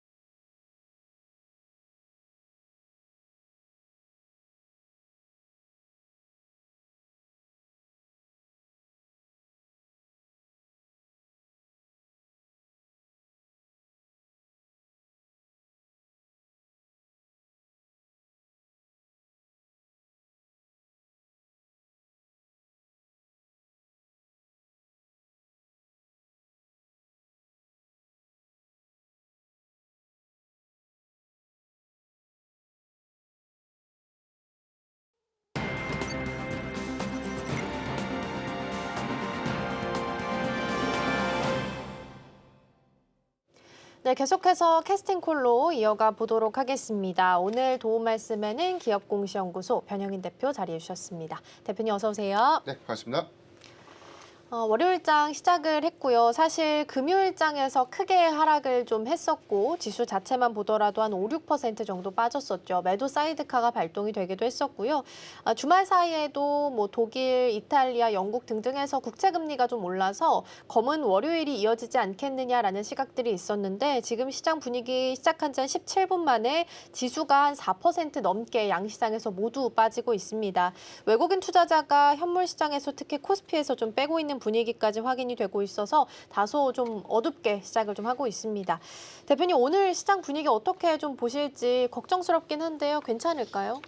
일단 뭐 지난주에 뭐 생성됐던 이슈들 보면은 뭐 미국 증시의 경우에서도 뭐 단기 고점에 대한 과열 양상에서 일부 좀 차익 매물이 출회가 좀 됐는데 세부 내용을 보면 뭐 고물가에 대한 어떤 우려감들은 이미 CPI, PPI 지표 발표 이후에 우리가 어느 정도 좀 예상했던 부분들이라 주가에 좀 선반영을 좀 했었고요. 네. 다만 이란 리스크에 대한 내용들이 다시 한번 좀 부각이 됐죠. 이란에 대한 뭐 핵심 인프라 시설이라든가 공습을 좀 검토하고 있다 이런 부분들이 지정한 리스크를 다시 한번 좀 재부각시킨 그런 계기가 좀 됐고요. 두 번째로는 뭐 미중 정상회담에 대한 성과가 그렇죠. 세부적으로 좀 공개가 됐지만 명확하게 시장에 일단 명확한 기대 요인들을 좀 줄 만한 시그널들이 좀 제한적이었다. 특히나 엔비디아의 경우에도 H200 칩에 대한 공급 부분들이 일단 뭐 이루어지지 않았다라고 좀 발표가 좀 됐죠. 이 부분이 뭐 엔비디아 중심의 조정이 좀 빌미가 좀 됐기 때문에 빅테크 기업들에 대한 일부 조정의 빌미가 오늘 월요일 국내 시초장까지 좀 유입되고 있지 않나라는 좀 판단이 좀 되고 있습니다.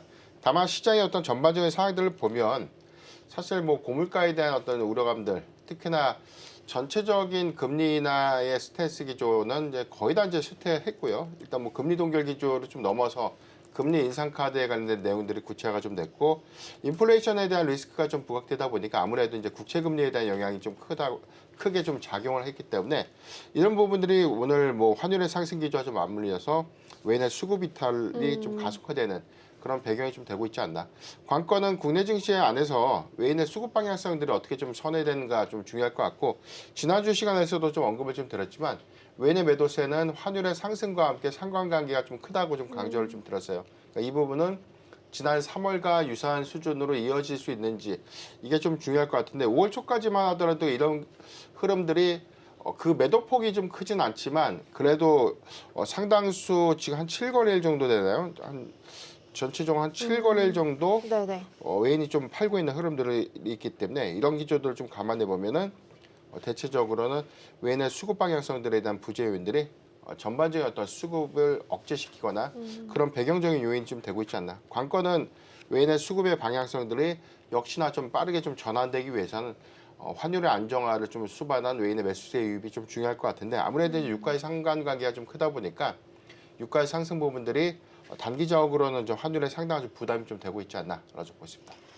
그러네요. 환율이 지금 1,500원 선을 넘어섰습니다. 1,501원 30전 현재 지나가고 있는 상황이다 보니까 수급이 들어오기에는 다소 좀 부담스러운 환경이 만들어질 수밖에 없고요.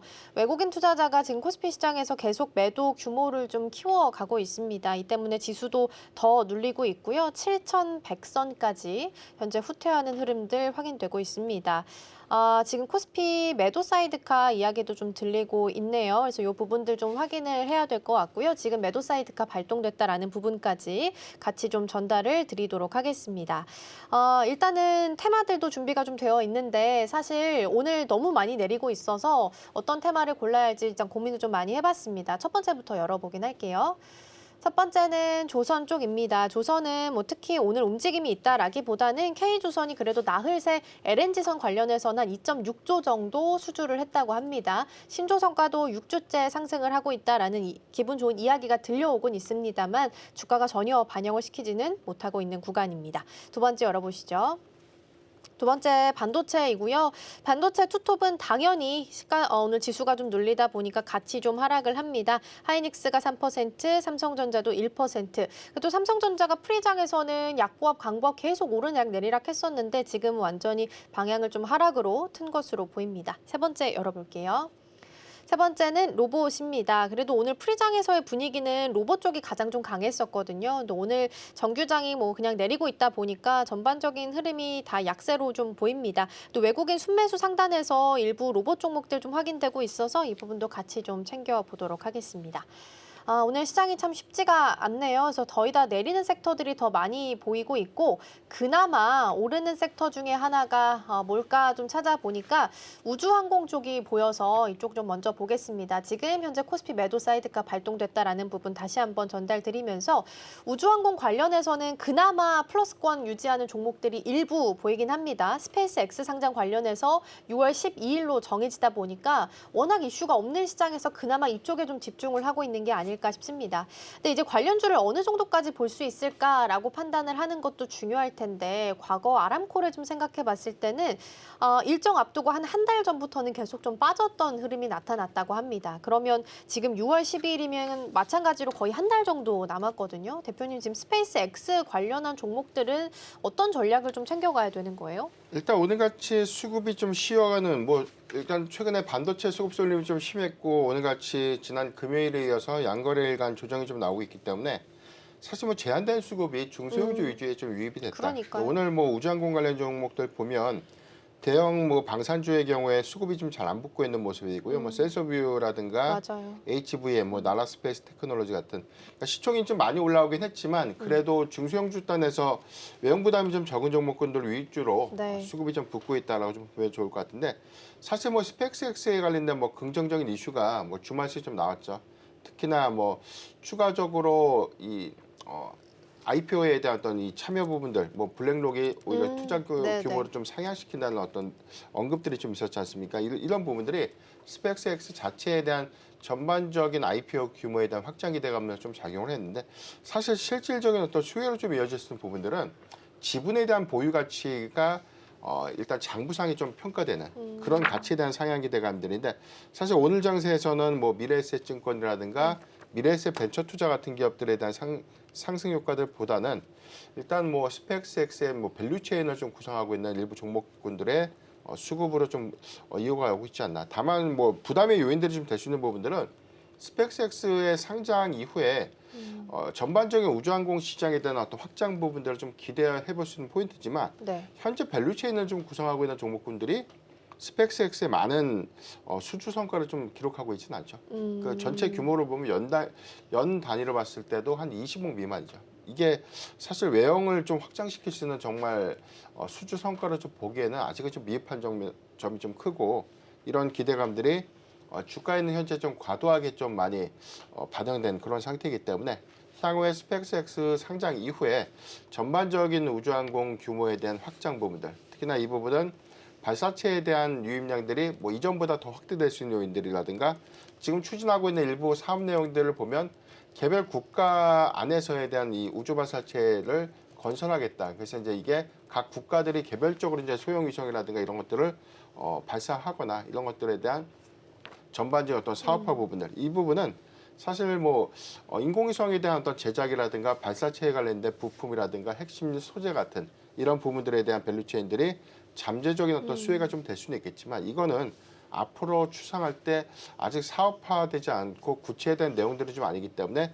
실질적인 어떤 실적 연동성과는 그 후가 좀 될 것 같아요. 다만 현재는 이런 기대감들이 좀 과도하게 좀 반영이 됐다. 그래서 저는 선별적으로 트레이딩 관점에서 접근을 유효하겠지만 스펙스X 상장이라는 이 데드라인을 반드시 좀 우리가 염두를 해서 계속해서 무한정으로 주가가 좀 상승할 수는 없거든요. 그래서 저는 오히려 오늘 같은 장세에서 좀 급반등이 좀 나온다면 비중을 좀 저는 조금씩 좀 덜어내는 차익 실현 관점에서에 대한 접근이 유효하지 않을까라고 좀 보이고 뭐 신규적인 매수 관점에서 저는 뭐 우주항공 관련 종목들이 나쁘다에 대한 개념보다는 부담스럽다는 것이죠. 그러니까 오늘 같은 구간에서는 오히려 지금 시가총액 상위 종목군들에서 오늘 조정받고 있는 뭐 현대차 같은 경우도 오늘 장중에 낙파 한 7% 정도 됐지 않습니까? 네. 그러니까 그런 종목군들이라든가 그동안 뭐 주도주 성격에서 잘 갔던 종목군들이 오늘 5% 이상 정도 하락했다면 충분한 저는 매수의 기회가 좀 될 수 있다.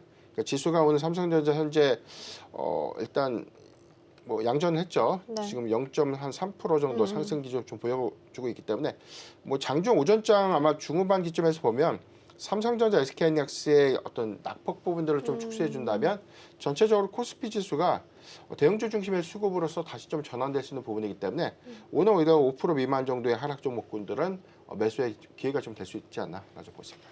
그러게요. 지금 삼성전자가 다시 양전에 성공을 했고요. 지금 한 1% 가까이 다시 오름세를 좀 시연을 하려고 트라이 구간에 있습니다. 그래서 지금 구간이 거의 고가 구간이고 한 1% 넘게 상승을 좀 하고 있네요. 삼성전자 노조 관련한 시간이 오전 10시로 예정이 좀 되어 있는데 관련한 내용들이 좀 나오는지 저희도 계속 좀 체크해보고 있을게요. 자, 그럼 넘어가서 반도체 쪽 보도록 하겠습니다. 일단 8,000피까지 오는데 반도체 투톱이 1등 공신을 했다라는 건 누구도 부인할 수 없을 겁니다. 예탁금도 그렇고 신용도 계속 막는데도 불구하고 신고가 물량들이 나타나고 있습니다. 그래서 지금 이 반도체 투톱의 낙폭을 보면서 이게 잠깐 흔들리는 거다라고 판단을 해야 될지 금요일장에 이어서 오늘까지 이 흐름이 이어지는 거에 대해서는 어떻게 판단을 좀 하세요? 네. 일단 뭐 누차 좀 강조를 좀 드렸지만 일단 반도체 섹터 그동안 좀 사고 싶어도 기회가 없었잖아요. 그렇죠. 그러니까 금요일 같은 장, 오늘 같은 장이 좀 기회가 좀 됐죠. 지금도 뭐 종목적으로는 지금은 뭐 삼성전자, SK하이닉스가 낙폭을 좀 축소했기 때문에 일단 뭐 매수를 했다면 수익권이죠. 그러니까 이 부분을 전체적인 기조에서 AI에 관련된 어떤 과일 양상들에 대한 피크가 시작된 것은 아니기 때문에 아직까지 기조에 대한 방향성들을 보면 특히나 뭐 이번 주의 경우에는 구글의 I/O 개발자 컨퍼런스가 좀 예정되고 있고 20날의 경우에는 이제 엔비디아 실적 발표를 좀 앞두고 있는 상황이기 때문에 전반적인 반도체 섹터의 AI 수요라든가 방향성들을 좀 확인할 수 있는 어떤 기회점들은 오히려 수급적인 기대 요인들이 좀 될 수 있기 때문에 좀 주시를 좀 해봐야 되지 않을까.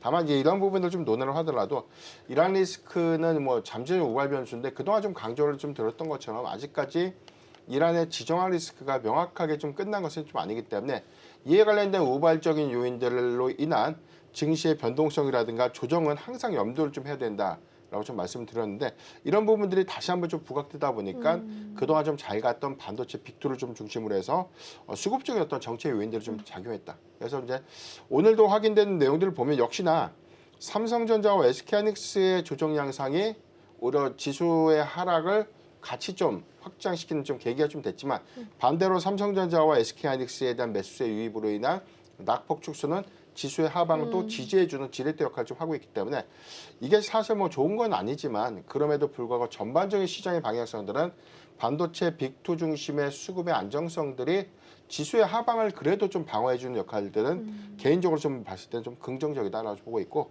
오늘 전반적으로 지난 15일기쯤에서 이제 1분기 어닝 시즌이 좀 종료가 좀 됐지 않습니까? 네. 그러니까 전체 상황들이 실적 시즌이 좀 종료가 되다 보니까 아무래도 이제 개별적인 요인이라든가 선별적인 장세가 당분간 좀 이어질 수 있겠는데 그래도 이 부분이 뭐 중소형주로 좀 가기에는 특별한 또 이벤트라든가 이슈가 좀 부재하죠. 그렇기 때문에 당분간은 뭐 반도체 섹터를 좀 중심으로 한 수급의 어떤 방향성들을 좀 주시를 좀 해봐야 될 것 같고 개별적인 이벤트라든가 요인에 따른 일시적인 어떤 수급의 유입 부분 이 부분도 잘 체크를 좀 해야 되는 구간이 아닌가라고 좀 보십니다. 네, 반도체 투톱이 그래도 낙폭을 계속 줄여가려고 시도가 좀 나오네요. 지금 보니까 삼성전자가 한 1% 가까이 오름세 시연을 하고 SK하이닉스가 0.96% 마이너스긴 합니다만 그래도 낙폭을 굉장히 많이 줄이면서 다시 180만 원 선으로 회귀를 좀 합니다. 그래서 오후장에서 나오는 내용들 좀 체크해 보셔야 될 것 같고요. 앞서 말씀드린 것처럼 노조 관련한 내용들은 10시에 시작을 할 거라서 오후장에서 나오는 내용들 같이 좀 체크를 해보시면 좋겠습니다.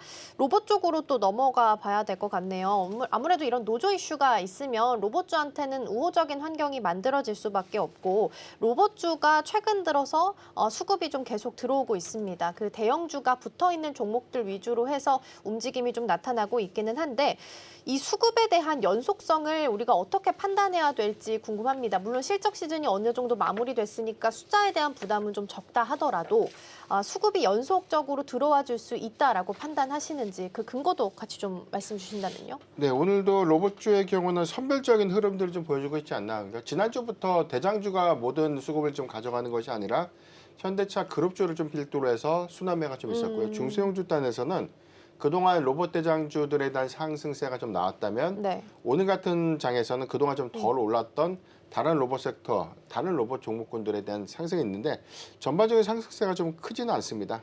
다만 우리가 좀 주시해야 될 포인트가 뭐 이번 주에 뭐 구글의 I/O 개발자 컨퍼런스 같은 내용들, 특히나 이 JP 모건 이 테크 컨퍼런스를 좀 앞두고 있는 그런 상태이기 때문에 전체적으로 이제 피지컬 AI 관련된 내용들이 화두가 될 수 있지 않을까라고 판단이 좀 되고 있습니다.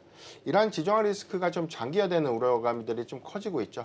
4월에 발표됐던 뭐 CPI라든가 PPI 지표가 예상치를 좀 크게 좀 상회했기 때문에 이런 부분들이 고물가 장기화에 대한 우려감들, 특히나 인플레이션에 대한 부담으로 좀 작용했고 이전 뭐 산업동향 리포트에서도 좀 강조됐던 부분들이 인플레이션에 대한 대안이 피지컬 AI가 좀 될 수 있다. 같은 뭐 이슈들이 좀 상승이 좀 되고 있죠. 이런 부분들이 전체적인 어떤 휴머노이드의 로봇 뭐 확장이라든가 산업용 로봇에 대한 어떤 적용 부분, 스마트 공정에 대한 전환들이 활발하게 좀 이루어지는 그런 구간에서 생산자 물가라든가 전반적인 생산 물가에 대한 부담을 낮출 수 있는 대안으로 좀 부상했기 때문에 이 부분들에 대한 어떤 기대 요인들은 재차 좀 이어질 수 있지 않을까라는 좀 예상이 좀 되고 있고요. 이번 주 미국 현지 시각이죠. 18일에서 이제 20일에 JP모건 테크 컨퍼런스를 좀 앞두고 있습니다. 그러니까 우리나라에서는 현대차 그룹이 한국 기업에서는 뭐 최초로 좀 맞아요. 초청을 좀 받는데 여기에 이제 보스턴 다이내믹스가 좀 참여를 하죠. 그동안 지금 시장의 관심도가 보스턴 다이내믹스의 이제 IPO 일정들이 만약에 이제 6월달에 구체화가 좀 될 수 있을까 이런 기대감들이 좀 커지면서 그동안 이제 현대차 그리고 현대차 계열사들에 대한 주가가 좀 굉장히 좀 강했는데 여기서 이제 공개될 수 있는 내용들은 아틀라스 로봇의 이제 기술 실증이 현재 좀 진행 중에 있는데 여기서는 뭐 제조에 직접적으로 좀 투입되고 있는 개발형 모델이라든가 뭐 핵심 기능에 대한 시험을 좀 목표로 하고 있는 뭐 연구형 모델 이 두 가지에 대한 어떤 버전들이 세부적으로 좀 공개가 좀 되지 않을까라고 좀 예상되고 있고 여기다 해서 뭐 테크 컨퍼런스에서 뭐 다뤄진 어떤 구체화적인 내용들은 보스턴 다이내믹스의 로보틱스에 관련된 사업 전략들에 대한 내용들이 좀 다뤄지겠지만 이 부분을 좀 논의를 하더라도 지금 현대차 그룹에 뭐 한 두 가지 정도의 어떤 기대 포인트가 좀 있습니다. 첫 번째가 로봇 훈련센터죠. 알맥이라고 좀 불리고 있는데 이게 네. 2분기 말에 이제 준공이 좀 완료가 되고요. 3분기부터 이제 운영이 좀 본격화되는데 여기에 대해서 이제 아메리칸 로보틱스에 대한 법인 설립들이 2분기에 좀 구체된다. 여기서는 세부적인 어떤 로봇의 생산을 좀 맡게 되는 현지 생산 법인이 좀 되는 것이기 때문에 로봇 사업에 대한 어떤 확장 기조들이 이제부터 좀 구체화가 좀 되고 있다라고 좀 보면 좋을 것 같고 일단 최근에 풋옵션 기한을 좀 앞두고 있는 그런 상태에서 IPO에 대한 어떤 시장 기대치가 아직은 좀 높지만 이게 만약에 이번에 좀 다뤄지지 않는다고 해서 저는 뭐 실망할 필요는 없다고 그래요? 봅니다. 이전에 좀 이야기했지만 로보틱스에 대한 사업 가치들 이게 뭐 리드타임 관점에서도 구체화가 되고 있고 일정상 잘 진행되고 있는데 그동안 현대차 그룹이 뭐 3월달 기점에서 이러한 리스크로 인해서는 오히려 수급적인 어떤 정체 요인들이 좀 컸고 이게 4월에도 많이 반영되지 못했다가 5월 기점에서 이제 수급을 좀 끌고 오는 형국이기 때문에 저는 뭐 재차 수급의 연속성들은 오늘 좀 쉬어가고 있는 모습이지만 그래도 상방에 대한 어떤 매물 부담이 좀 제한적인 점들을 좀 감안해 보면 저는 추가적인 상승의 어떤 연속성들 주목을 좀 해봐야 되지 않을까. 그렇다면 이제 중소형주 단에는 현대차라든가 뭐 삼성, LG그룹 향 밸류체인에 대한 편입 요소라든가 향후에 밸류체인 협의 구성과 좀 더불어서 매출에 연동 효과가 좀 큰 기업들을 좀 중점적으로 이제부터는 좀 옥석 가리기가 좀 필요한 시점이 좀 되고 있지 않나 싶습니다. 알겠습니다. 지금 이재명 대통령이 국민기본권 공공복리위에서 제안 가능하다라고 이야기를 꺼내놨습니다. 아마 정부 쪽에서 긴급 조정권 발동에 대한 부분들을 투자자분들께서 궁금해하셨을 텐데 이에 대한 부분을 일정 부분 논리적 타당성을 좀 실어준 멘트다 보니까 시장에서도 요거 따라서 반응이 좀 나오는 게 아닐까 예상이 좀 됩니다. 강보합 정도 여전히 좀 지키고 있으니까 참고해서 보시고요.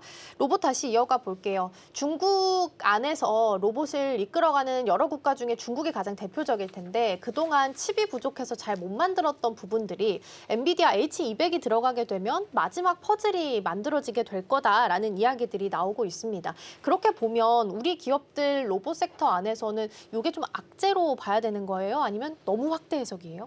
일단 뭐 확대 해석이 맞는 것 같아요. 뭐 로봇의 대량적인 양산 체제는 뭐 전 세계적으로 중국이 가장 뭐 큰 양산 체제를 좀 구성하고 있고 미국은 좀 두뇌의 강점을 좀 갖고 있고 한국의 경우에는 사실 제조업에 좀 적용을 하거나 로봇에 대한 실증이라든가 전반적인 테스트에 대한 성과 같은 것들 시뮬레이션에 대한 최적화 국가가 한국이죠. 이제 이런 강점들을 좀 갖고 있는 국가들이 좀 다르기 때문에 네.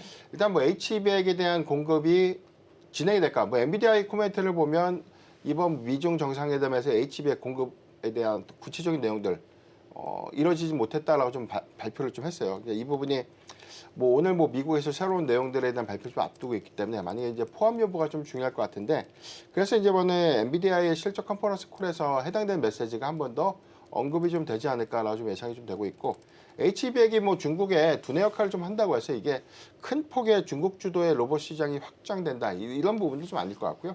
중국은 중국대로에 대한 기술 보강, 뭐 미국은 미국대로, 한국은 한국대로에 대한 기술에 대한 어떤 고도 부분 가장 중요한 부분은 사실 로봇의 하드웨어라든가 연동 구조가 좀 중요하기보다는 두뇌 역할을 할 수 있는 게 가장 중요할 것 같아요. 이런 어떤 플랫폼에 대한 어떤 연구, 기술 고도화 부분들은 굉장히 좀 많은 연구 개발비를 좀 수반하고 있다는 관점에서 보면 뭐 엔비디아 같은 기업들이나 뭐 구글 같은 기업들이 주도로 해서 좀 현재 좀 진행을 좀 하고 있고 이게 휴머노이드 로봇과 좀 결합된 상태에서의 상당한 좀 시너지를 좀 예상해 볼 수 있는데 지금은 뭐 단순한 어떤 공정을 좀 처리하는 수준으로 좀 국한이 좀 돼 있다면 향후에 뭐 AI 관련된 두뇌 역할을 하고 있는 부분들이 능동형 로봇으로서 알아서 스스로 사고하고 움직이고 처리하는 그런 뭐 거의 뭐 인간형 로봇의 좀 유사한 성격까지 기술 고도화를 이룬다라는 관점에서 봤을 때 이 부분을 좀 주목을 좀 해봐야 되겠지만 H200이 뭐 중국에 뭐 대량 공급된다고 해서 중국의 맞아요. 비약적인 성과를 다 가져간다 그렇게 좀 보기에는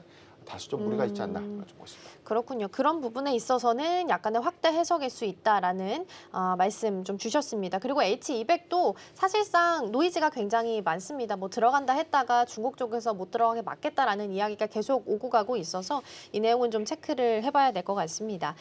마지막으로 오늘의 탑픽 종목 들어보도록 하겠습니다. 어떤 종목으로 살펴주셨을까요? 네, 역시나 뭐 현대차를 좀 재차 좀 강조를 좀 드려야 될 것 같아요. 현대차의 경우에도 사실 보스턴 다이내믹스 뭐 IPO에 관련된 일정에 대해서 시장의 관심도가 좀 높지만 그쵸. 이게 뭐 6월 달에 풋옵션 기한과 상관없이 일정이 바로 확정되기에는 저는 제한적이라고 봅니다. 그러니까 물론 이제 소프트뱅크가 해당된 지분을 현대차 그룹에 매도할 가능성은 좀 낮지만 뭐 현재 뭐 보스턴 다이내믹스 자체에 네. 밸류 가치가 좀 상향된 점들을 좀 고려해 보면 그런 가능성은 좀 제한적이지 않나. 다만 이제 두 가지 포인트 앞서 말씀드렸던 것처럼 일단 로봇 훈련 센터 알맥의 가동 부분은 이 부분은 로봇의 기술 고도화를 통해서 이제 훈련 데이터가 좀 축적이 됩니다. 이거는 네. 자체적으로 현대에서 현대 아틀라스 로봇에 대한 훈련 데이터만 좀 축적하는 것이 아니라 그 이외의 빅테크 기업들이 각자의 어떤 서비스 역할을 할 수 있는 로봇 데이터에 대한 시뮬레이터.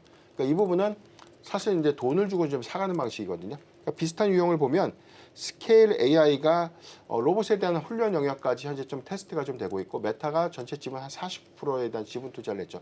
그러니까 유사한 상황으로 보면 알맥도 마찬가지로 이제 빅테크인 뭐 엔비디아나 이제 구글의 추가적인 어떤 투자 가능성들이 좀 높게 반영이 좀 되고 있는 네, 부분이기 네. 때문에 전반적인 사이즈가 좀 커진다는 부분들은 밸류 평가 관점에서 좀 긍정적인 기대 요인들이 좀 될 수 있겠고 뭐 아메리칸 로보틱스의 경우에도 법인 설립 이후에 전반적인 어떤 이 양산의 방향성이라든가 이런 것들이 좀 더 구체화가 된다면 이를 통해서에 대한 또 외형 가치 부분 역시나 현대차 계열사 안에서는 현대차가 보스턴 다이내믹스, 알맥, 아메리칸 로보틱스의 지분율이 가장 좀 많다는 점들 좀 감안할 때 향후에 이런 이점들은 시총에 상당한 좀 반영을 좀 이룰 수 있지 않을까.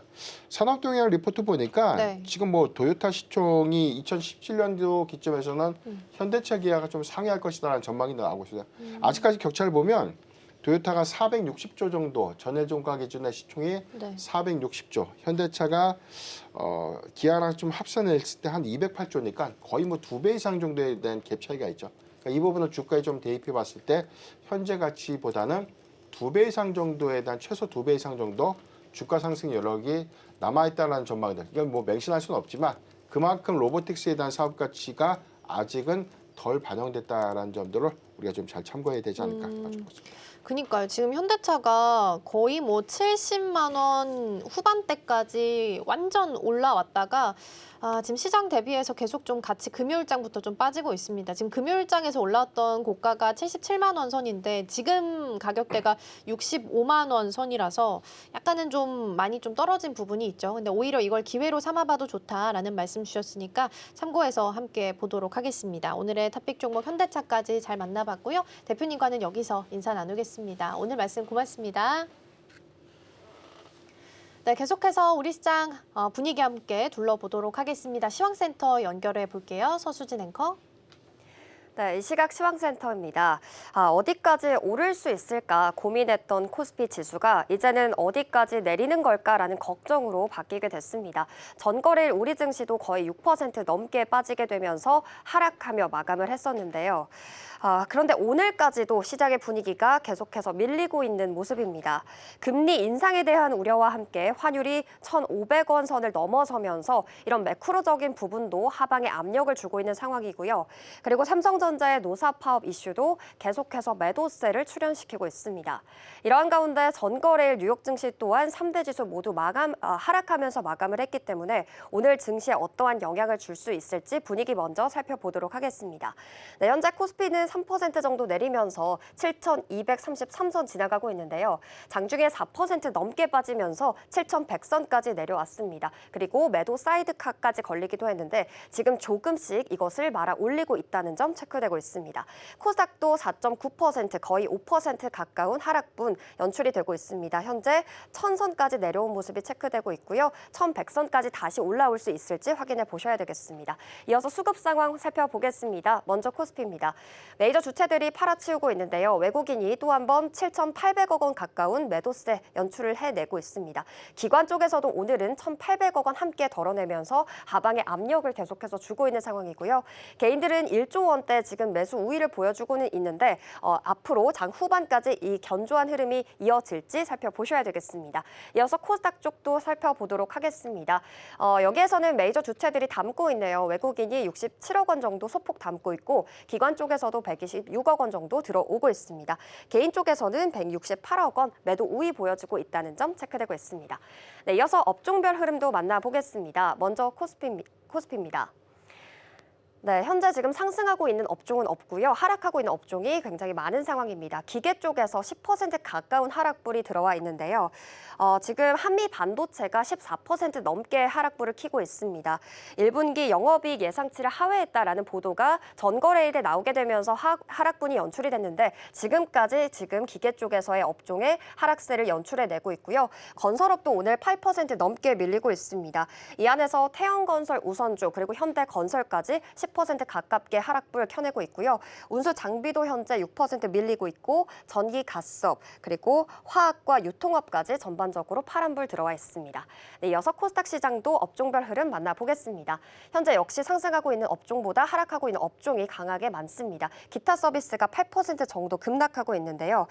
이 안에서는 HLB 바이오스텝이 20% 넘게 하락을 하고 있습니다. 액면 변압을 마치고 오늘장부터 재개가 되는 종목인데 하락하고 있다는 점 체크가 되고 있고요. 제약 쪽에서도 오늘 7% 넘게 밀리고 있습니다. 로킷 헬스케어가 15% 가장 강하게 밀리고 있는데요. 1분기 매출 증가 소식이 나오면서 전거래일에 거의 3% 넘게 급등을 했었는데 오늘장에서는 차익 실현 매물이 쏟아지고 있다는 점 체크되고 있습니다. 이외에 의료 정밀기기, 오락, 문화, 제조까지 파란불 들어와 있습니다. 거래대금도 살펴보겠습니다. 먼저 코스피입니다. 네, 현재 전반적으로 모두 다 파란불 들어와 있고요. 특히 반도체 투톱의 매도세가 나오고 있습니다. SK하이닉스가 3% 조금 더 삼성전자보다는 강하게 밀리고 있고요. 지금 170만 원 선에 거래가 진행되고 있습니다. 삼성전자는 오늘 양전을 했다가 다시 한번 약보합권으로 내려온 모습 체크가 되고 있고 26만 원 선까지 내려온 모습 확인이 되고 있습니다. 필라델피아 반도체 지수가 전거래일에 4% 넘게 급락을 하기도 했고요. 그리고 계속해서 반도체 투톱이 고점이다라는 시장의 평가가 나오고 있어서 이러한 부분들이 우려의 차익 매물로 나오고 있는 상황입니다. 그리고 특히 삼성전자의 노조 파업 관련된 이슈가 계속 발목을 잡고 있는 모습인데요. 막판 협상에 오늘장에서 들어가게 됩니다. 10시에 시작이 되는데 노조에서 전날 이런 입장을 밝혔습니다. 삼성전자를 없애버려야 한다 이런 좀 수위 높은 발언을 내놓게 되면서 시장이 조금씩 불안함을 느끼기 시작했는데요. 그런데 1시간 전쯤에 그것은 회사를 없애자는 뜻이 아니다라는 해명이 나오기도 했고요. 그리고 중노위원장이 파업을 없도록 하겠다라는 단독 보도도 나오기도 했습니다. 그렇기 때문에 오늘장 10시 이후에 움직이는 이 삼성 노조 파업 관련된 이슈들 체크해 보셔야 되겠습니다. 네, 그리고 현대차가 7% 넘게 하락하고 있습니다. 그동안 많이 올라왔기 때문에 LG전자와 함께 현재 7% 각각 10% 정도 밀리고 있는 모습 포착되고 있고요. 삼성전기 쪽에서도 4% 가까운 차익 매물 쏟아지고 있다는 점 체크되고 있습니다. 코스닥에서의 거래대금 상위 종목의 움직임도 만나보겠습니다.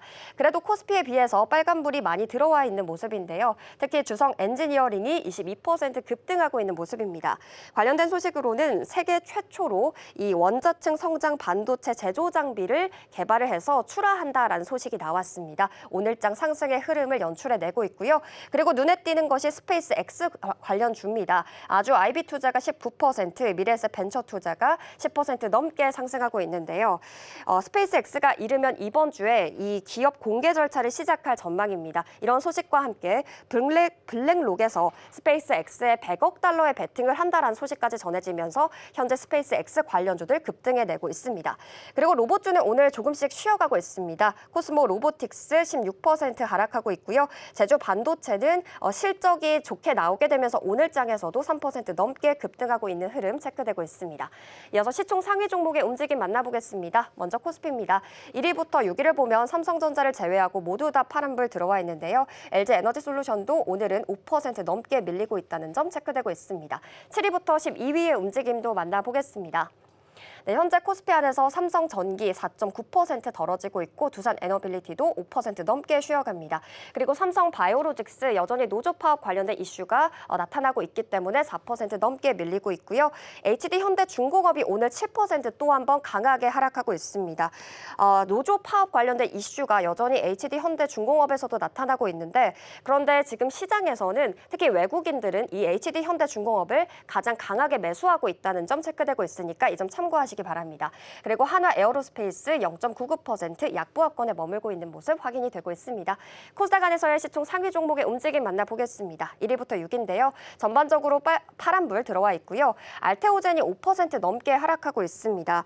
알테오젠은 아일리아 바이오시밀러 아이젠피주의 국내 품목 허가를 획득했다라는 소식이 나왔는데 오늘장에서 이 부분이 반영되지 못하고 5% 넘게 밀리고 있는 모습 체크되고 있고요. 2차 전지 종목들도 오늘 쉬어가고 전반적으로 코스닥에서는 하락하고 있는 모습들 연출되고 있습니다. 네, 이렇게 전반적인 시장 분위기 살펴봤습니다. 이번 주 삼성전자 노조 파업 관련된 이슈와 함께 내일부터 한일 정상회담이 시작되는 등 다양한 이벤트들이 가지고 있습니다. 변동성에 유의하시면서 투자 포인트 세워보시기 바랍니다. 지금까지 시황센터였습니다.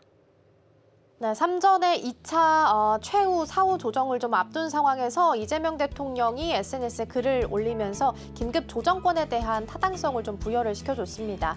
이 덕분에 주가가 계속 강보합에서 약보합, 오르락내리락 하고 있습니다. 오전 10시로 예정이 되어 있기 때문에 이 결과에 따라서 오후장 분위기 많이 달라질 수 있겠습니다. 내용들 꼭 체크해 보시죠. 저희가 방송 중에 제공해드린 정보는 투자 판단을 위한 조언일 뿐 해당 종목의 가치와 수익률은 보장하지 않습니다. 저희는 내일 더 다양한 소식 준비해서 돌아오겠습니다. 시청해주신 여러분 고맙습니다.